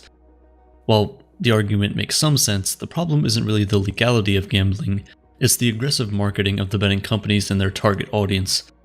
1 in 5 American adults say they've bet money on sports in the last 12 months. In 2022, revenue from sports betting was around $75 billion, a 75% increase from 2021, and over 100 million legal Super Bowl 2023 transactions were recorded, a 25% increase from the previous year. The group most affected by this rapid rise in sports betting? Young men. It's a known scientific fact that young people are more predisposed to addiction. Telling avid young sports fans that they can make money through betting is extremely dangerous and unethical when you know that they have a higher chance of getting addicted than they do of winning anything. Gambling addicts have higher rates of depression and suicidal behavior than the rest of the population. As many as 19% of gambling addicts attempt suicide, the highest rate of any addiction. And another problem with sports gambling is that it's often an unseen addiction. When we think of gambling, we often picture rolling dice or shuffling cards, things that we perceive as having a random outcome, games of chance. But sports betting is different. Bettors are convinced that their choices are informed. After all, they've been following the sport since they were a kid, so they might consider themselves experts, giving themselves the illusion of control over the bets they place compared to traditional gambling. Some of these young men even turn to social media influencers for betting advice, not knowing that many of these self-proclaimed betting experts are scam artists looking to cash in on their followers. Sadly, the constant flow of sports betting information on platforms like Twitter and YouTube, together with the aggressive marketing of these betting companies, is driving people to bet higher and more frequently. People think they're making smart moves based on data when in reality they're still more likely to lose than they are to win. New Jersey was one of the first states in the US to legalize gambling. When they did, they increased funding for gathering data on every bet placed and for conducting regular studies on the industry as a whole. Records show that approximately 70% of all sports bets placed to lose. That's an incredibly high number for an industry that promises data-driven odds. What makes sports betting addiction even more invisible is the fact that unlike alcohol or drugs, the warning signs might not be that obvious. The physical toll isn't as noticeable, and it's not until things get very, very bad that family and friends might start to piece together what's going on. It'll often start with joining a harmless fantasy sports league or placing a small bet on a single outcome, but once someone realizes they have access to unlimited betting in the palm of their hands, things can quickly get out of control. Because gamblers are able to gamble anywhere at any time through their smartphones, they could be sitting next to their spouse, roommate, or kids who have no idea that their loved one is gambling away all their life savings. Some of these new apps even connect directly to your bank account, making it easy to lose track of how much you're betting and losing. And since it's not a conventional addiction, few people will seek help compared with other mental health disorders or physical addictions. When they do, there's also a high discontinuation of treatment. 39% of people who seek treatment will drop out before completing recovery, compared to a 20% dropout rate for other mental health issues. Like any addiction, there are treatment options, but recovering from a gambling addiction is particularly difficult because the drug of choice is with you at all times, on your phone. Therapists treating the addiction ask patients to stop using smartphones or even stop watching sports, and the sportsbook companies themselves don't make it easier for those addicted to quit. Cool-off functions on betting apps that block users from gambling for a few hours or days aren't easily accessible. Same with self-exclusion options that users can use to block themselves from the app for long periods of time. Unsurprisingly, the American Gaming Association, which lobbies to bolster and promote the gambling industry, insists that these self-imposed limits do exist, even though they're difficult to find. The association is also quick to note that it's the largest funder of recovery services as part of its commitment to promote responsible gambling. And it's not lying, but isn't that just taking 2 steps back and 1 step forward? That's still 1 step back. The focus in the US on gambling disorders has been minimal. Resources for addicts have been stretched thin during this current wave of betting. Calls to gambling hotlines in 2021 rose 43% over 2020, hotline texts increased 59%, and chats increased 84%. Yet at the same exact time, we're seeing a massive increase in advertising by online sportsbook companies. In 2022, in the United States alone, ad spending on sports betting was close to $1.8 billion. These ads promote misleading risk-free bets and other perks that make an incredibly risky behavior seem not so risky. And it doesn't help that the ads are produced to glamorize gambling. They're wholesome and aspirational, showing people the lifestyle that they could have with all the money they'll win gambling. And they offer quick, confusing disclaimers that, like the side effects of a prescription drug, are difficult to see or hear. And of course these ads have led to record-breaking revenue for gambling companies. The terrifying part of this entire thing is that we're fully aware of the risks associated with sports betting. Just look at New Jersey, the first state to legalize gambling after a US Supreme Court ruling in 2018 left the decision of legalization to the states. Today, New Jersey has 3 times the national average of gambling addicts.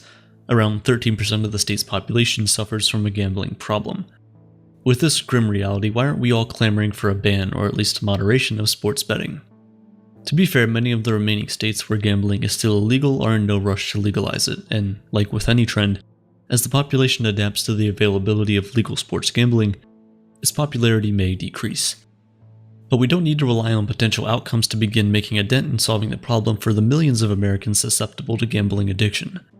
The app should set time and money limits, especially for their younger users.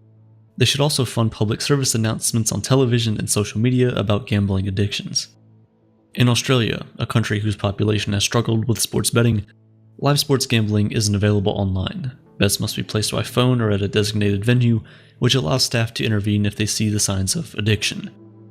In the UK, the government has banned all top athletes and celebrities from appearing in ads that endorse or promote gambling, and all 20 clubs in the English Premier League have agreed that they will no longer place gambling sponsorships on their matchday shirts starting at the beginning of the 2026-2027 season. The US needs to learn from and implement some of these measures because currently, federal oversight of legal online gambling is virtually non-existent. There's no federal funds designated for the treatment or research of gambling addiction, unlike tobacco, drugs, and alcohol, which all have federal support towards recovery efforts.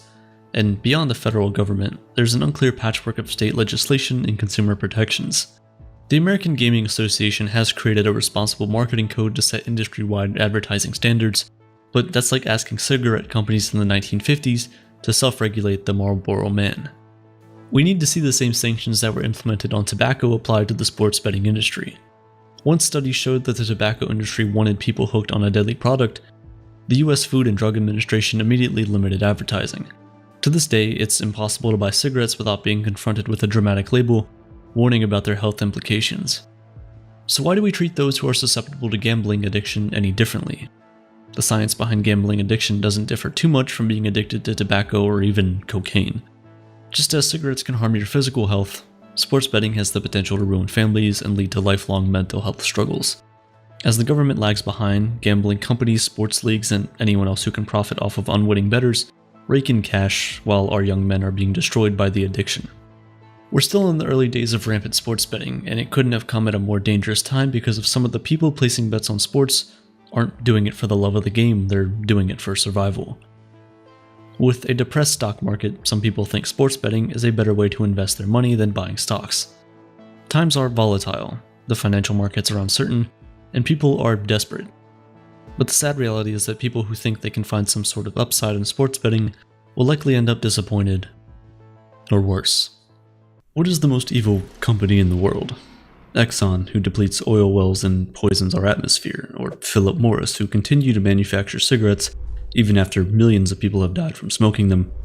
Maybe Monsanto, who exploit the agricultural industry and alter our food to stay profitable. Well, all of these companies are bad in some sense, but one company is worse than all of them combined. The most evil business in the world, Nestle. Nestle is the biggest food manufacturer in the world with over 2,000 different brands produced in over 400 factories in 189 countries. The company makes around $100 billion in sales annually. From Perrier to Nespresso, Coffee Mate Hot Pockets, Kit Kat, Crunch Bars, Dreyer's Ice Cream, Power Bars, L'Oreal, Purina, it would be difficult, if not almost impossible, for you to go through life without using one of their products. In 1867, troubled by the high infant death rate, Henry Nestle created baby formula, a milk-based substitute for babies who couldn't have breast milk. Nestle had excellent intentions and never marketed its product as better than breast milk. Sadly, after his death, integrity seemed to disappear from the company. In the 1970s, cigarettes were in their heyday, largely thanks to misleading and expertly crafted advertising campaigns around them. Nestle took a page from Big Tobacco's notebook and executed a similarly deceiving campaign to push its baby formula on the masses. Through paid doctors and shady advertisements, Nestle convinced much of the public that formula was better than natural breast milk, an undeniably false claim. But their deceit didn't stop there. Nestle then hired hundreds of saleswomen in Africa and Asia, dressed them up like nurses, and sent them to local communities to profess the false benefits of baby formula to mothers all over the developing countries. At the discretion of Nestle, these saleswomen gave formula samples to nursing mothers that would last just long enough for the mother to stop producing milk, but not long enough to feed the baby until it could be weaned. When the formula samples ran out, the mothers, who were no longer able to nurse, had to buy more formula from Nestle. But since many of these women couldn't afford formula or the milk it was supposed to be mixed with, they began diluting it with water, and in areas where education, especially for women, wasn't always so comprehensive, many women didn't know that the water they were giving their babies was often contaminated. Millions of infants died due to the contamination. Millions of others grew up nutritionally deficient. In 1978, Nestle executives were called before the United States Senate to explain why babies were dying after being given formula. But like most corporations, it refused to take responsibility for how mothers prepared the baby formula. They weren't totally exonerated, though. In 1981, new regulations were put in place in the United States, making it illegal to compare breast milk to formula, which was Nestle's entire marketing strategy. Would this cause Nestle to stop their formula crusade? Absolutely not. It simply moved the majority of their operations to Asia and Africa. While women and babies in these developing countries suffered the most, doctors worldwide were paid to give new mothers free cans of Nestle baby formula. Often this led to babies never developing a taste for natural breast milk, the healthier and free option. Nestle continues to spread lies about its formula, even though the American Pediatric Association, the World Health Organization, UNICEF, and others say that breast milk is always better if available. The World Health Organization has added that eliminating baby formula globally could save the lives of around 820,000 children every year. When you stop and think about this even for a second, it's heartbreaking that this company is still allowed to aggressively market baby formula when we know the harm it can do to babies. Of course, there are plenty of reasons that a baby wouldn't be able to feed on breast milk or that a mother wouldn't be able to provide it, so I'm definitely not saying that formula should be eliminated altogether, but every mother has a right to make an informed choice for their baby, and Nestle has repeatedly robbed them of that right by spreading what could be classified as misinformation on a global scale. As if deceiving mothers and harming babies wasn't enough, Nestle has a long list of other human rights abuses in its production pipeline. The company has been exposed for buying fish for its pet food brands from businesses in Thailand using slave labor. Although Nestle came forward and said it was taking steps to bring attention to the issue and cut ties with the offenders, it clearly didn't do its due diligence when deciding where to source its ingredients. However, this scandal pales in comparison to the company's practices in producing one of its most prominent products: chocolate. A lot of the cocoa grown in the world comes from Africa, and to increase profit margins, Nestle looks for opportunities to buy cheaper beans. For these farms to lower the costs of their beans, they have to reduce their labor costs drastically, and they do this often by using child labor. In 2000, a report accused Nestle of buying blood cocoa from the Ivory Coast. The company has said it's against child labor, but can't always guarantee that the cocoa sourced from certain places won't involve child labor. Not quite the strong stance one might hope for from a global corporate leader.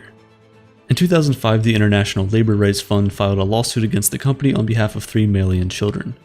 The suit alleged that the children were trafficked to the Ivory Coast, forced into slavery, and experienced beatings at the plantation that Nestle sourced from.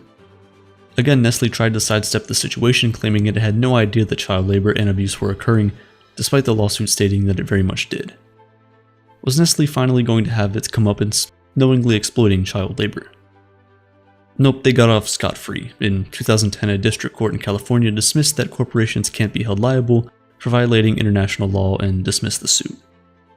Despite the company's claim that it was taking steps to end the child labor involved in producing many of its food products, not much has changed. In 2015, the Fair Labor Association investigated 260 farms in the Ivory Coast and found that 56 of their workers were under 18. 27 of them were under 15. And Nestle doesn't care, all it cares about is profit, and with 3 million tons of chocolate consumed every year, there's an enormous amount of profit on the table. When it's not exploiting kids, it's exploiting natural resources. Nestle has made a killing by bottling tap water worldwide, often draining communities of their resources and then selling it back to them in return. Take Flint, Michigan, a city that has been experiencing a water contamination crisis for years. While Nestle donates and sells bottled water to help the problem, the company is actually bottling clean underground water from a pump near Flint. A similar scam is taking place in South Africa, where Nestle bought land which prevented citizens from accessing its groundwater. Instead, Nestle bottles the water it pumps from that land and sells it to the citizens. In Florida, the company has been accused of contributing to the depletion of spring-fed aquifers and selling the water it pumps out at a profit. The same thing happens in California, which unearths a new level of exploitation as the state suffers from extreme drought conditions. For decades, Nestle has been pumping billions of gallons of water every year from the springs in the San Bernardino National Forest and bottling it under the well-known Arrowhead brand. What's more frustrating is that this pumping operation is virtually free for Nestle. It pays only $500 a year for the rights to pump the water, despite its license having expired in 1988. Taking advantage of slow and often negligent bureaucracy, Nestle has essentially stolen water from a state in a desperate drought. In 2013, Nestle was found to be diverting clean water away from towns in Pakistan, packaging it, and reselling it to the same people it took it from.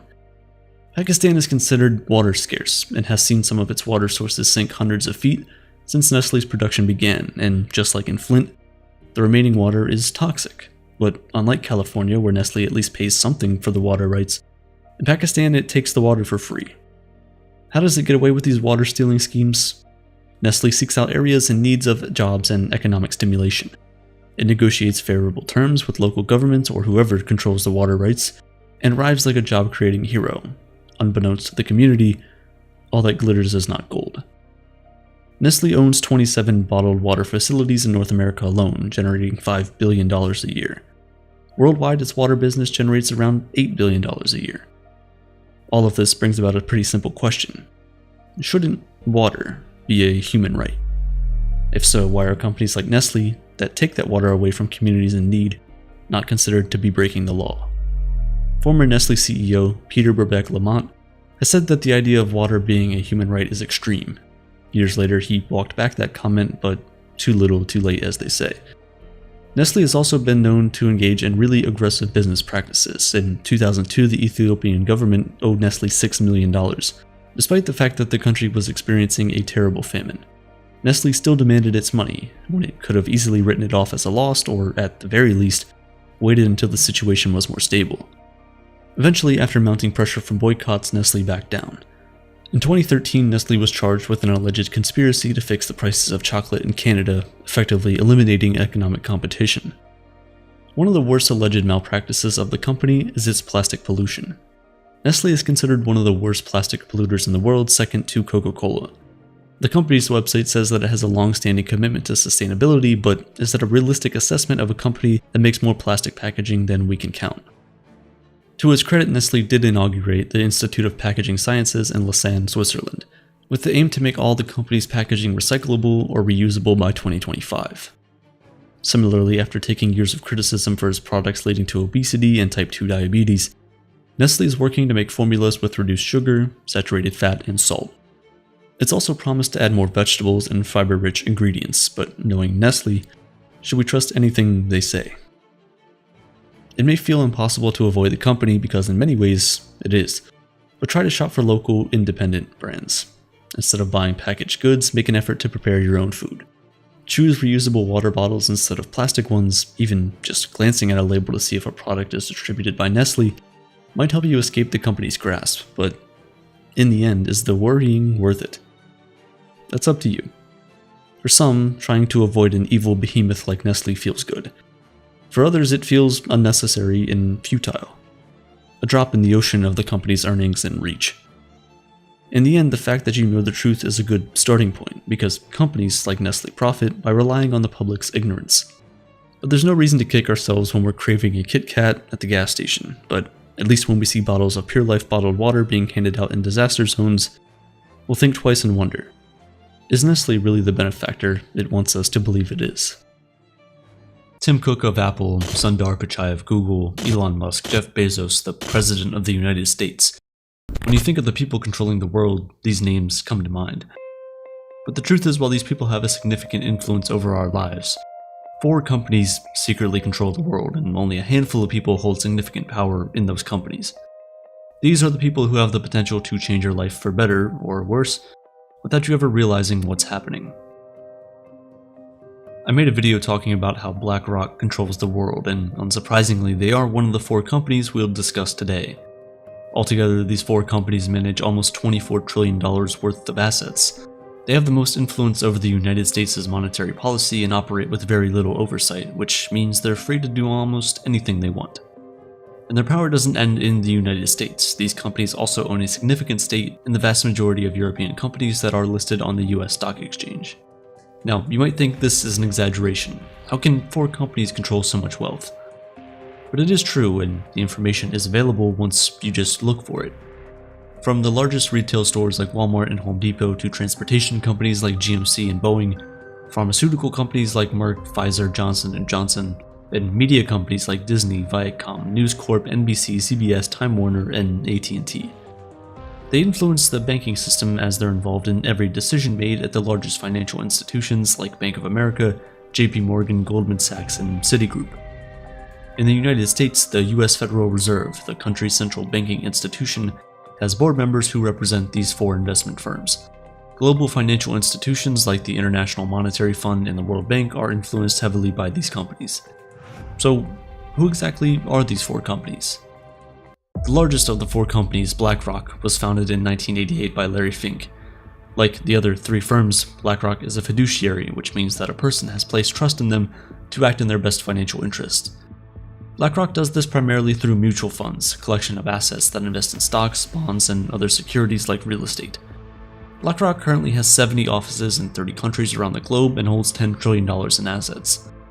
The company is currently worth $20 trillion, which is half of the US's yearly gross domestic product, or GDP. This is the measure of value created by a country by producing goods and services. The other 3 companies are Vanguard, State Street, and Fidelity Investments.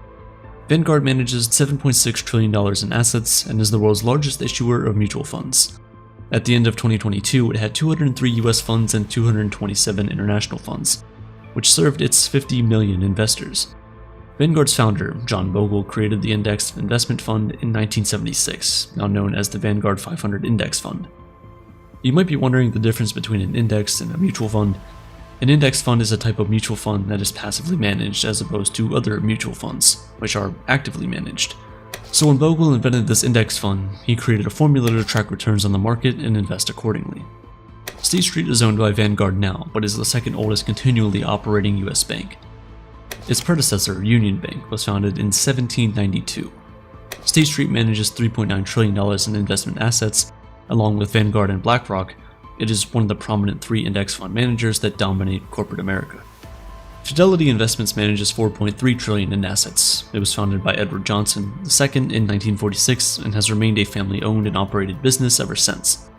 Fidelity was the first major American finance firm to market mutual funds to everyone via mail and door-to-door sales. Before they opened their doors, the mere idea of investing had been reserved for wealthy individuals. Hearing that alone, you might be wondering what exactly is wrong with these companies. They all sound like industry pioneers who have done incredible to stay in business for so long. And while that is entirely right, it's only half the story. To figure out the other half, let's start with what these companies tell us they do. Each of these firms helps everyday people invest their money, and whether you're a multimillionaire or an hourly worker looking to create a small investment fund for your family, they've helped democratize investing. And often, investing with them can seem like a good idea, especially lately. Because in today's world, we're not just worried about making money, we're concerned about making money and helping move society forward. That's where ESG investing comes in. ESG, which stands for Environmental Social Governance, is a type of investing that considers social and environmental factors. So basically, what is the company you're investing in doing about environmental issues like climate change? All 4 of these firms advertise their commitment to ESG. As you would expect, some people have mocked these firms' stance on ESG, calling it woke investing. In response, companies like BlackRock have responded by saying it's not woke, it's capitalism. The way they see it, climate change poses a risk, so investing in companies that further the effects of climate change is also a risk. On the flip side, investing in companies trying to mitigate that risk is good business. To give them all the credit, they've put their money where their mouths are. In 2021, Vanguard, BlackRock, and State Street successfully shook up the board of ExxonMobil by installing new members who promised to take on climate change. And BlackRock let the state of West Virginia, a huge coal producer, pull out of the investment firm due to their pledge to invest in net zero companies. But when you peel back the curtain, it's not as wholesome as these firms would like to make it sound, especially when it comes to ESG investing. Every single one of these companies is about as hypocritical as they get. Vanguard specifically praises its own ESG investing, while also owning $86 billion in coal companies, making it the world's largest investor in the industry. BlackRock is the top investor in fossil fuels and deforestation, war profiteering, and doing business with human rights violators. Look no further than BlackRock's deal with the Chinese government. The firm became the first company to have access to China's vast mutual fund market, followed by Fidelity. This left many skeptics wondering, what did they promise President Xi Jinping?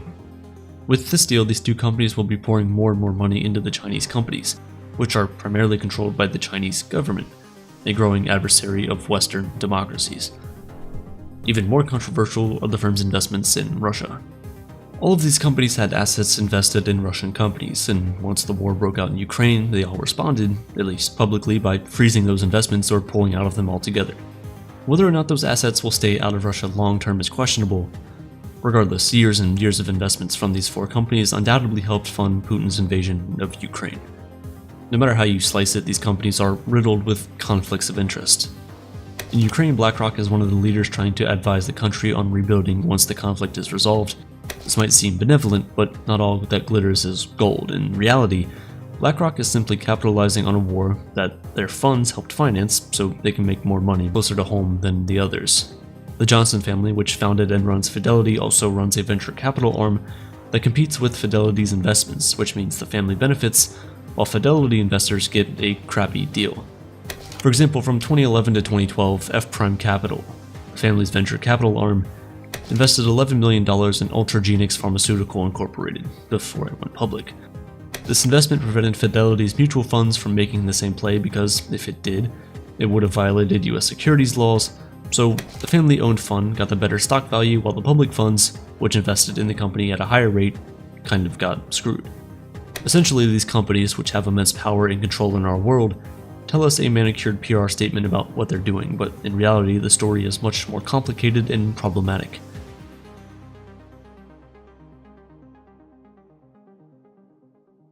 None of their success would have been possible without the various proprietary technologies they developed to help their investing strategies.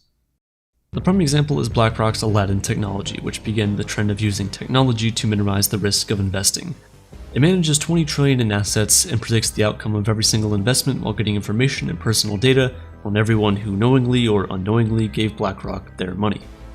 This technology and others like it are perfect for investors, developed to lower the cost of managing the investment while improving returns. This type of technology is what makes companies like BlackRock and others grow. It gives them an edge. It allows them to apply their investing strategy company-wide. It'll enable investors to diversify their portfolios more effectively. Technologies like this democratize investing, allowing anyone of any level of wealth to benefit from a sound investment strategy. This is why over 80% of all assets invested over the last decade have gone to these four companies, but at what cost? And if these companies continue to revolutionize, advance their technologies, and control more and more investor assets, then what? We're at risk of ownership concentration if BlackRock, Vanguard, Fidelity, and State Street continue increasing their influence over the biggest companies across every industry. Competition's just gonna decrease. They'll be competing with themselves, which isn't competing at all. This leads to less consumer choice and higher prices, and we can see this already happening in the airline industry. Over the last 14 years, airfares have increased by as much as 7% because there's less pressure to compete. BlackRock and Vanguard are among the 5 largest shareholders of the biggest 3 operators.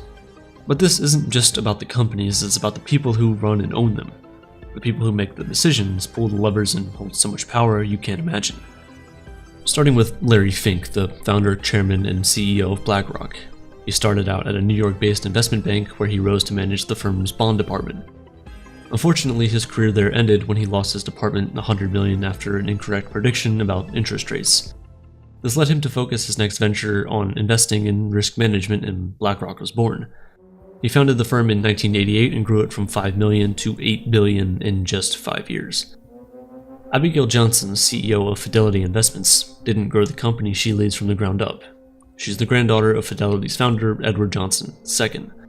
She started as an analyst and portfolio manager at the company before being promoted to the president of Fidelity's asset management division. In this position in the early 2000s, like an episode of Succession, Johnson unsuccessfully attempted to remove her father as CEO over disagreements about how to lead the company. It wouldn't take too long for her time to come though, as in 2014 she was named CEO. State Street CEO Ronald O'Hanley has ties to Fidelity, having previously served as the president of asset management and corporate services there before entering his current role. The world of finance is a lot smaller than you think. And Vanguard uniquely is owned by its clients, or instead by the funds they invest in. Its president and CEO Mortimer J. Buckley started his career as an assistant to the company's founder John Bogle. Bogle, the guy who essentially invented the index fund, may not like the direction his business is going in. He's warned of ownership concentration, saying that too much money is in too few hands.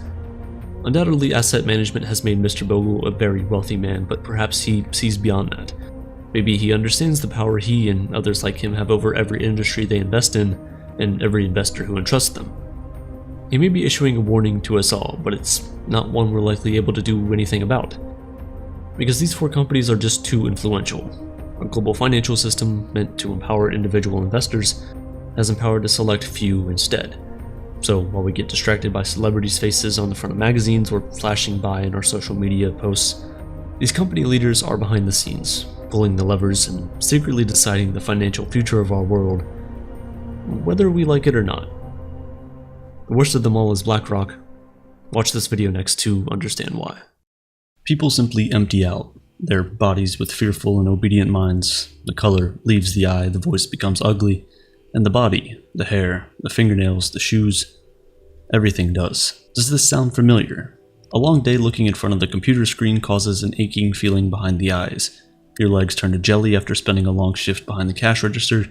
Your skin becomes pale and gray with too much time under fluorescent warehouse lights. The 9 to 5 continues to diminish our morale and humanity. Why are we doomed to this unsustainable way of life? These were the same questions posed by writer Charles Bukowski in a famous letter to his friend John Martin. Born in Germany and raised in 1930s Los Angeles, Charles Bukowski faced a rough childhood marked by abuse, poverty, and bullying.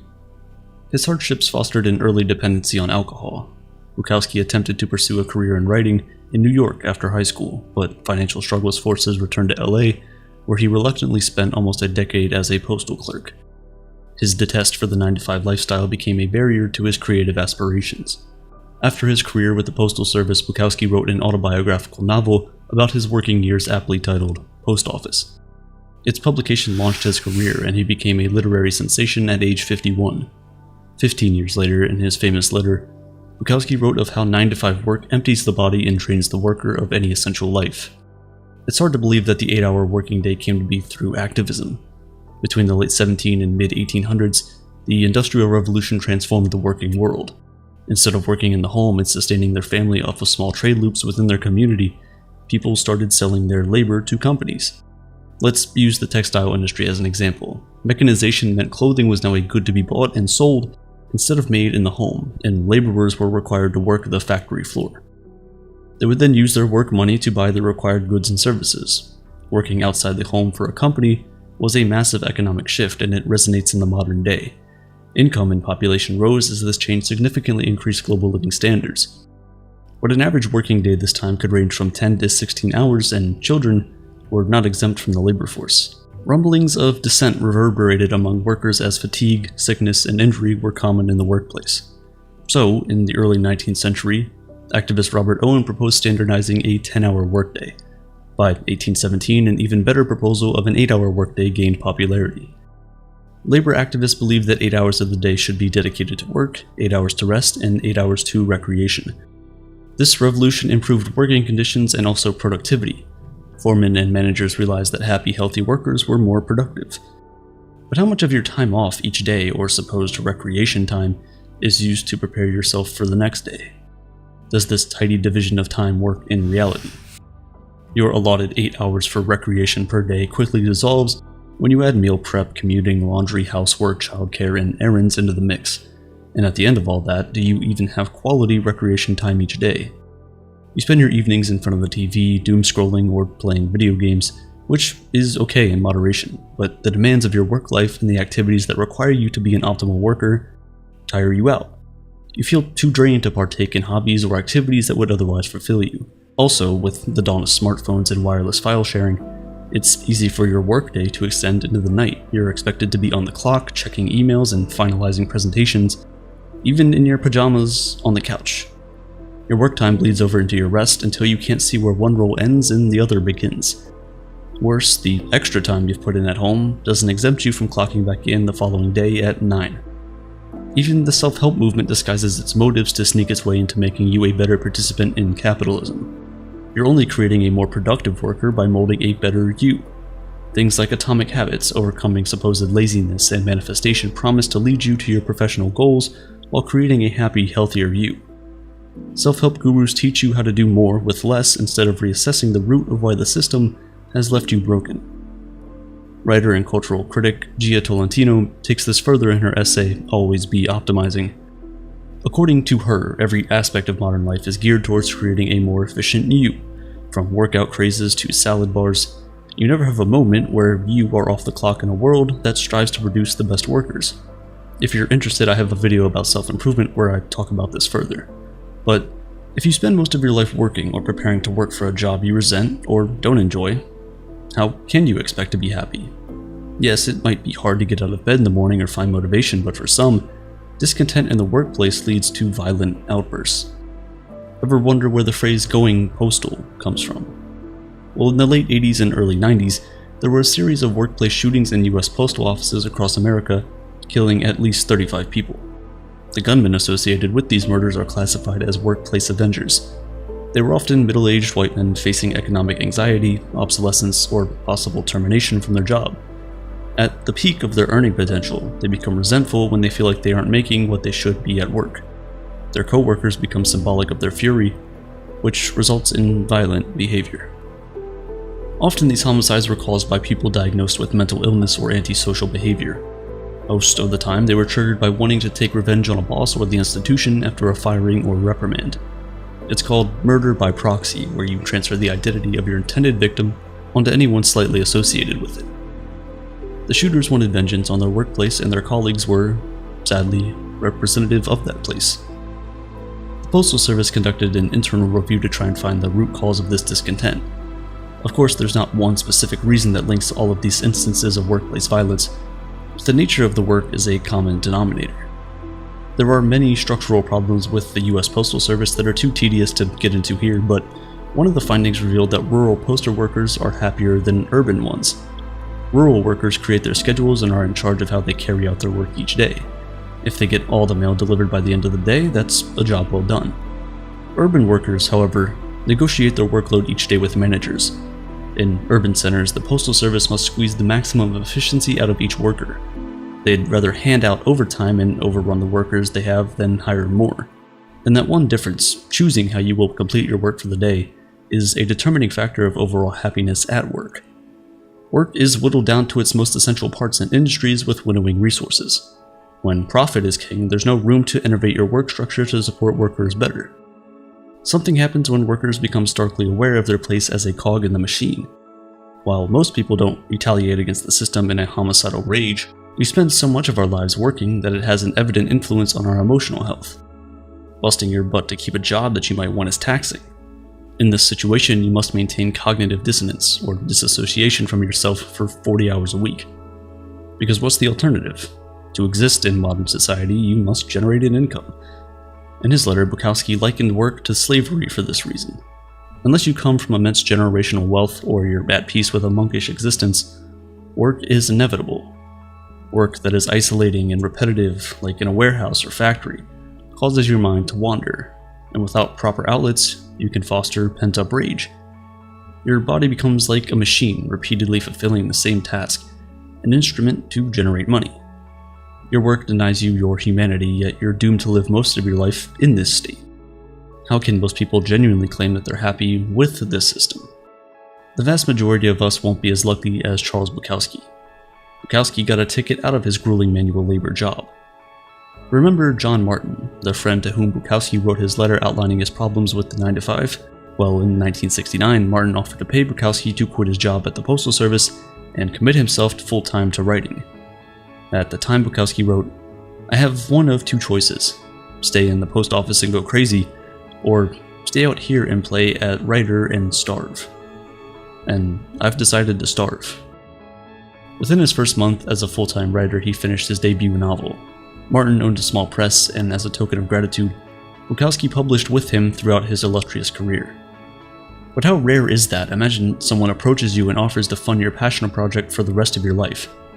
You would probably quit your day job on the spot. Such an opportunity won't arise for most people. So how do we find a way to cope with this unfulfilling work structure?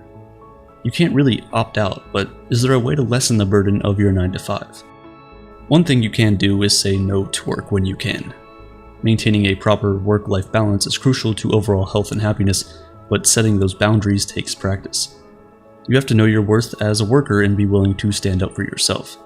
You must take your entitled lunch and break times and refuse to work after your contracted hours without any overtime pay. While Bukowski was cynical about the sanctity of your free time during your workday, you are entitled to it as a worker. And the more workers unite to enforce these rights properly, the less likely employers will abuse them. Hence the importance of unions. If you're a union member, ensure you're fully informed about what your union can do for you. Participate in union votes and strikes and make sure your voice is heard. It's one of the only ways to push change forward in the workplace. Some companies have taken the initiative to change their structure, and after all, our world looks a lot different than it did during the Industrial Revolution. The 40-hour workweek now seems absurd. Shorter, less demanding work weeks prove this arbitrary time designation is obsolete. In an experiment, companies in New Zealand dropped to a 4-day work week, which resulted in greater workplace happiness without sacrificing that much productivity. Also, working from home, if your industry allows, frees up commuting time and enables you to sneak in some housework between meetings. Workers feel most empowered when they have some say over how their day is spent. Companies that allow their employees to make themselves as happy as possible during the work week help pave the way for a better work-life balance. It is also essential to reclaim your free time, and free time means just that. Moments that you deliberately dedicate to absolutely nothing. Nothing in this context entails anything where you aren't making or spending money. Walking, picnics with friends, reading a book, even just staring off into space. Those alone moments allow you to cultivate a sense of self outside of work. It's unhealthy to lead your life with a sense of doom, but escaping the doom loop is difficult. Your time is precious and sacred, and the time you spend not working is even more so. Use it to reclaim your humanity and remind yourself you weren't put on earth to work. You are here to live the best life you can. Then you owe it to yourself to create the best life for yourself, regardless of the constraints of the 9-to-5. What if you were able to have your loved ones live on with you long after they're gone? To hear their voice, experience their laugh, get their advice, and tell inside jokes that only the two of you know. If someone told you they could make that happen, would you take them up on that offer? In 2017, John Mayer, the CEO of artificial intelligence company Forever Voices, did just that. He developed a bot version of his father who recently passed away. He could chat with his dad whenever he wanted, engage with him, and, for a moment, escape the pain of him being gone. Since then, the AI market for bots based on real people, influencers, or celebrities has exploded. Companies have been built and rebuilt to capitalize on the AI craze, but none has more potential for influence than this one: Meta. So when Meta introduced its new AI features, tech reporters and regular users alike leaned in. Meta's new features include customized stickers, image editing, and AI assistant, and one development in particular that's thrown everyone for a loop: a new cast of AI bots. These bots aren't your run-of-the-mill AI bots though. Each one of them has a unique backstory and expertise in a particular niche. They have profiles on Instagram and Facebook, and most importantly, they're voiced by cultural icons and influencers like Tom Brady, Naomi Osaka, Kendall Jenner, MrBeast, and Paris Hilton. But confusingly, the characters are different from their instantly recognizable celebrity voices. You're not chatting sports with Tom Brady, but rather a guy named Brew, who just so happens to look and sound exactly like Tom Brady. You can talk Dungeons and Dragons with the Dragon Master, voiced by Snoop Dogg, or look for advice from Kendall Jenner's AI Billy, your no BS ride or die companion. Some of these characters, like Jenner's, make sense. Others leave you wondering what the connection even is. For example, Paris Hilton is a crime-solving detective. What's the connection there? Ironically, these bots were unveiled at Meta's annual product showcase Connect. At the same time, the Actors Union, the Screen Actors Guild, was on strike, partially over demands around limiting AI-generated content that threatens to put actors out of work. So how did Meta get a bunch of non-actor celebrities to give away their likeness? Well, they didn't give it away at all. They were reportedly paid up to $5 million each for 6 hours of work and endless usage of their face and voice. Meta's deep pockets and cutting-edge AI technology called Llama position the company perfectly to take on such a high-profile AI project. Unfortunately, a lot of the new bots are generally loathed as creepy and confusing. Chatting with AI Tom Brady or Brew might be a fun novelty at first, but quickly can evolve into a far less interesting conversation about football than one might expect with the actual Tom Brady. Novelty, it turns out, wears off pretty quickly. So why is Meta taking such a big chance on this new chatbot program that seems doomed to fail from day one? Well, just like many others, it's trying to win the artificial intelligence market. There's never been a more exciting time and competitive time for AI, and Meta is trying to do things a little differently than its main competitors like OpenAI. Llama, its homegrown tech, is open source, which means Meta is giving developers around the globe access to its software. This is in stark comparison to the technology behind ChatGPT, which OpenAI keeps under wraps. Meta compares this strategy with Linux, an open source PC alternative to Windows in the 90s and 2000s. Linux made its way into corporate servers worldwide and became a key component of the modern market.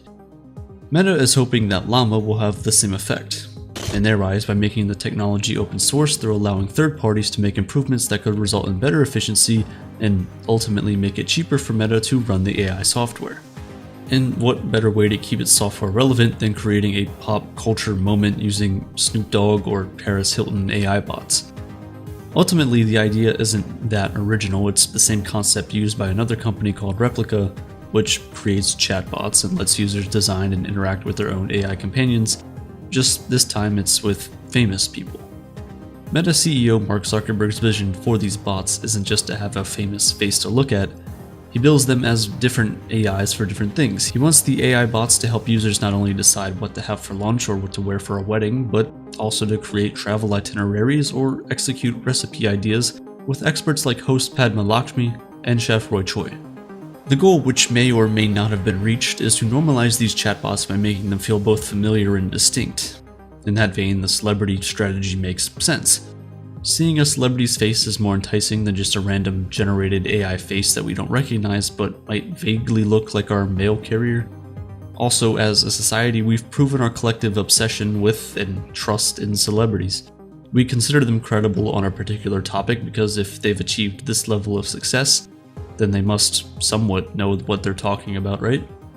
This kind of aspirational appeal brings out strong emotions in users looking to emulate a celebrity's lifestyle or attributes. Meta hopes that giving unlimited access to that celebrity at our fingertips will make users feel like they're getting closer and closer to the life they want to lead. But the difference here is that as much as we might admire Tom Brady for his talented mental and physical capabilities, we're not actually getting those capabilities through his AI, we're just getting what Brew, who happens to look and sound like Tom Brady, can scrape from the internet.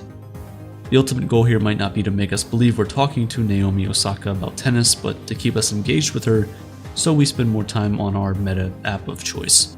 The goal is also to get you to give Meta as much data about your personal life as possible. The more you talk to Brew, the more you reveal about yourself. Meta could then use this information to sell you even more personalized ads, and what's worse is that they can also sell that data to data brokers who then sell the data to other companies that want to sell you stuff. That's because Meta is seeing its young users, specifically those they're trying to retain and keep with these new celebrity face bots, leave in a mass exodus for trendier apps like TikTok. In order to keep up with other AI companies like OpenAI, Google, or Microsoft, Meta needs to retain as much of its influential audience as possible. And no one is more influential on the future of technology than young people. But the reality of these new AI celebrities is that unlike a conversation with a real-life celebrity or hero, you'll probably leave disappointed. So far, the chats seem awkward and feel more like words dreamt up by a Facebook executive talking to a Gen Zer, not an authentic exchange, and you're not even chatting with the celebrity avatar the entire time, but instead texting with them, punctuated by an occasional video where you might, for a second, feel like you and Snoop Dogg are BFFs. These chatbots, like others, present a larger issue: misinformation, because chatbots easily generate false or misleading information in a phenomenon called hallucination, and that's because generative AI, like Llama, relies on algorithms that analyze how humans string words together on the internet. Chatbots learn to talk and what to talk about by analyzing massive amounts of digital text on the internet. They're guessing the next word in a sequence of words like a mega powerful autocomplete tool. And because chatbots are just scraping the internet to figure out what words to say next, they are susceptible to the same false information we are if we do a simple search. The difference is that we can usually determine a trustworthy source from a misleading one. Chatbots, at least for now, often don't have that skill. Our discernment skills as real-life human beings also come into play when we're talking to a run-of-the-mill chatbot like chatgpt. We know it's not a real person, it doesn't have a face or voice that tries to create some kind of identity. The new Meta AI chatbots are the opposite. The goal of using celebrities is to trick the part of our brain that wants to identify the chatbot as what it is: software.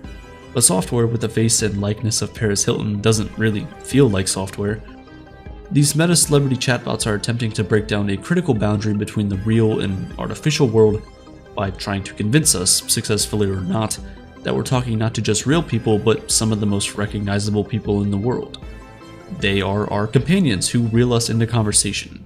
Meta wants us to feel connected to these chatbots not just because they have the information, but because we can relate to them.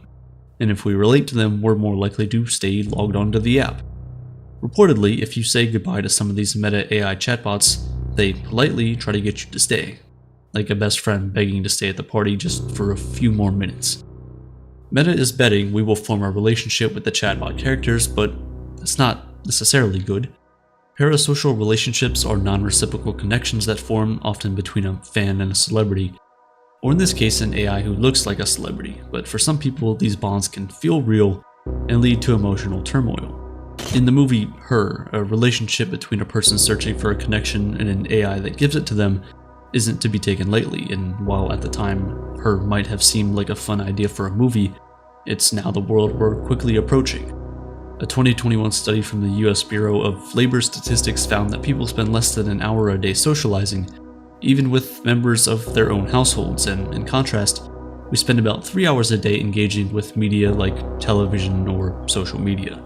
The amount of time we spend online makes it easy to form parasocial relationships with celebrities and influencers online. We feel like we know them, but usually we don't.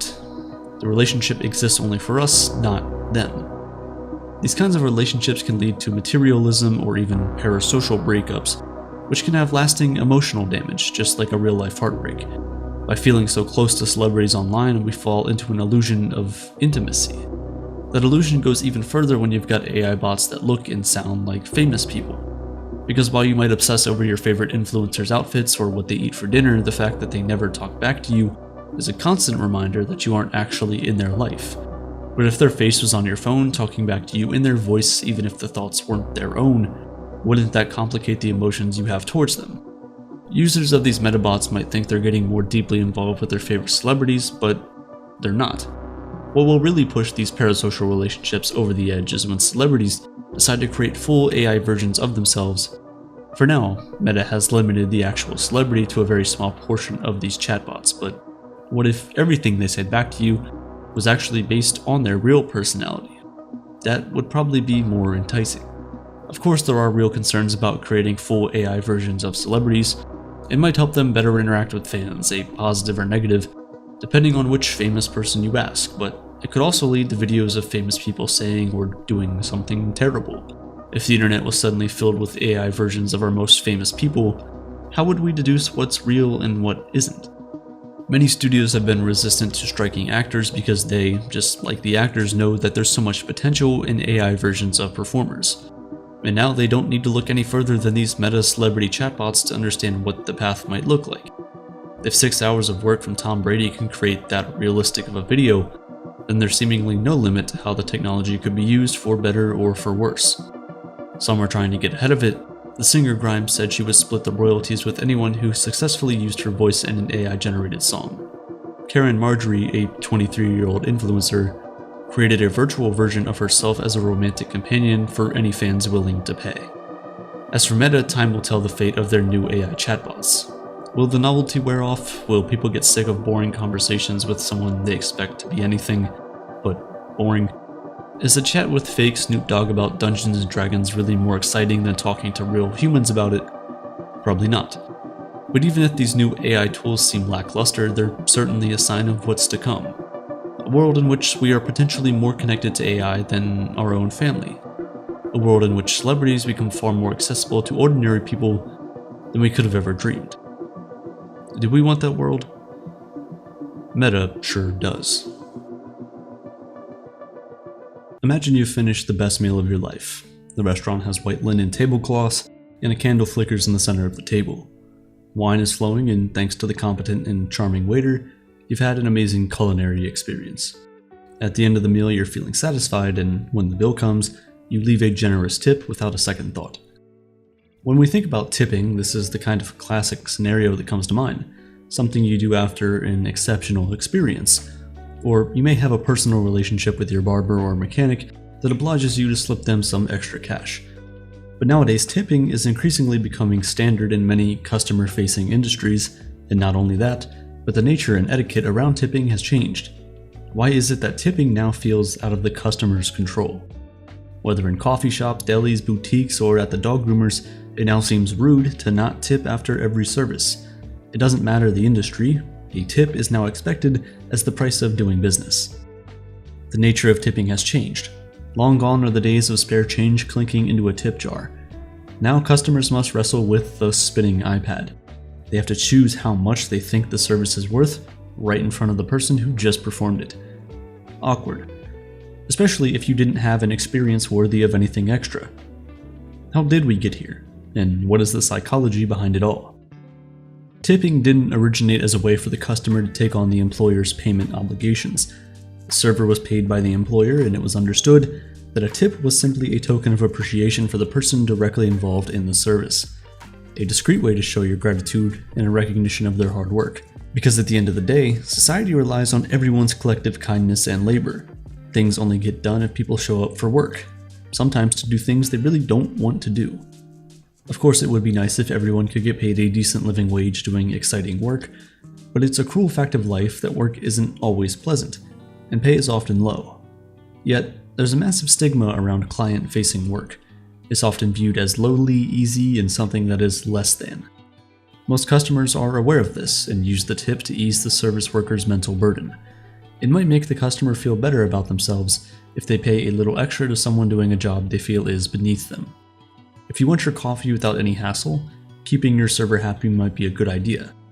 Maybe this system initially provided a sense of camaraderie between client and patron, keeping everyone in the coffee house in good spirits. There is a rewarding social aspect to going out, having a good time with friends, and including the waiter in that experience.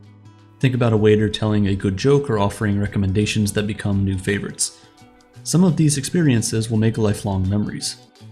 Americans traveling overseas brought tipping culture back home with them, but as with any good thing, shady businessmen were ready to take advantage of this situation.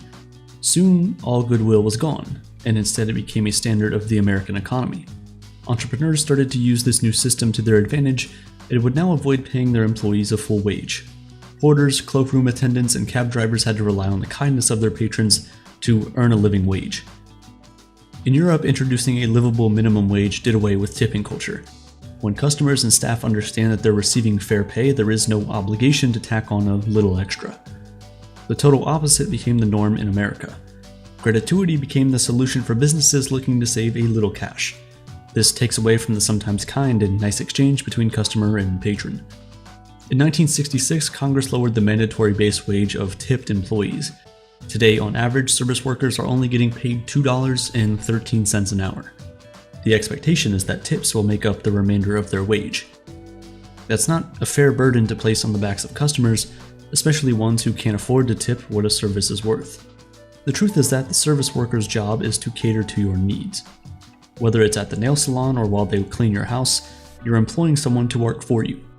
Often it's intimate work, things you wouldn't otherwise do for yourself. For some, there's a sense of shame in this. You feel that you're using somebody else's labor for your well-being.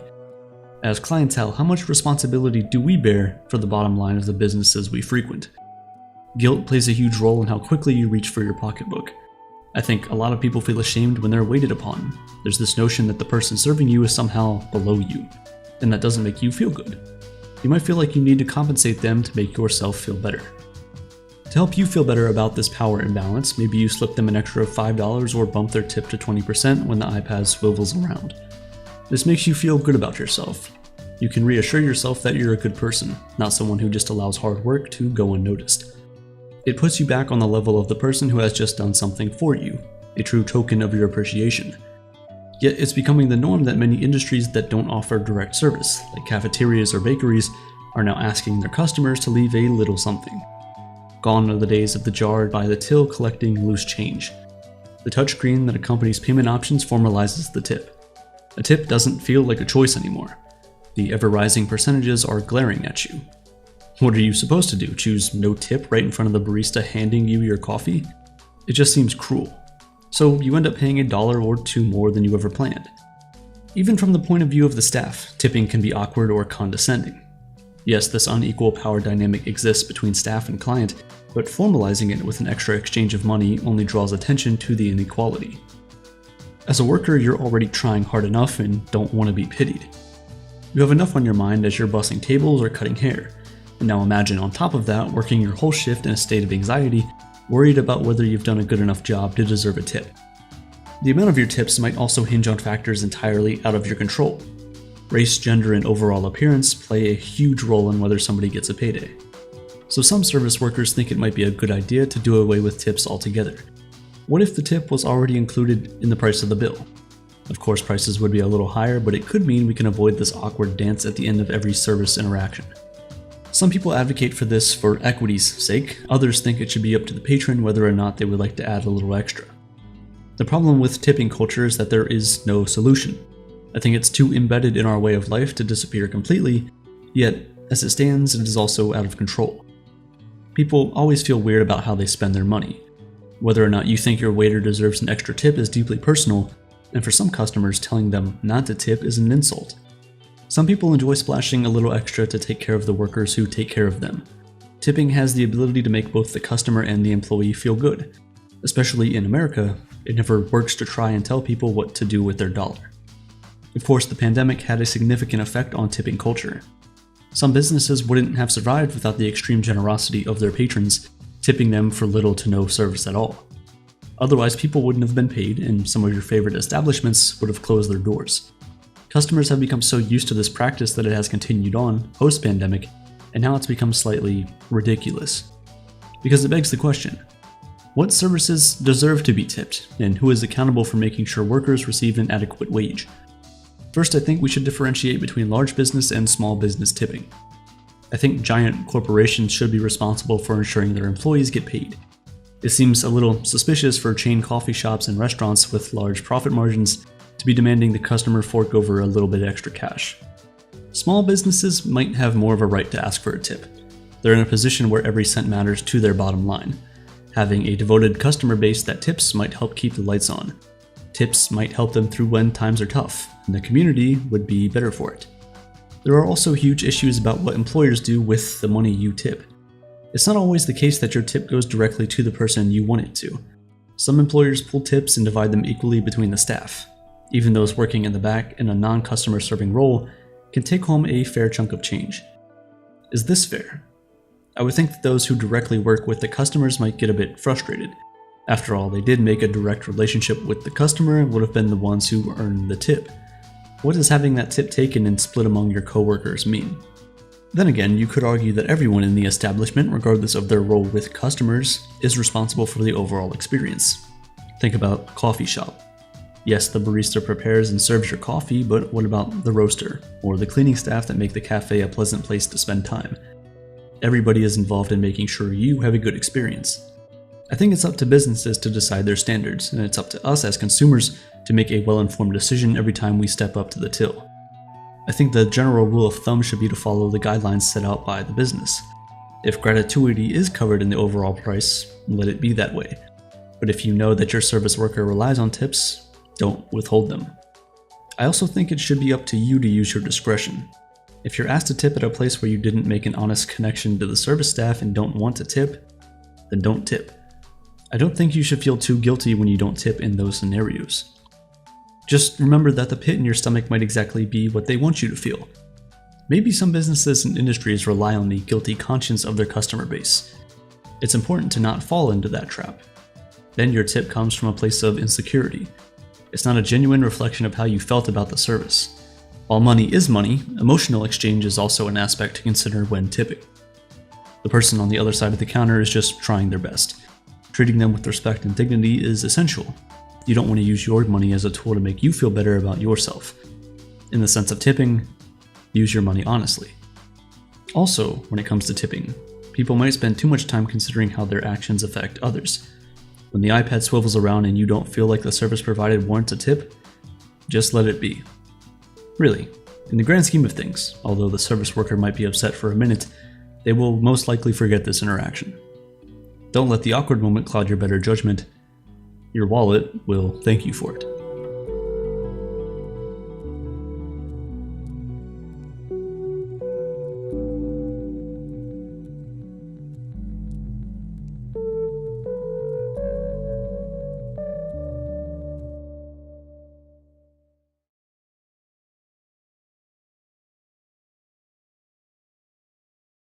Do you own the music that you listen to?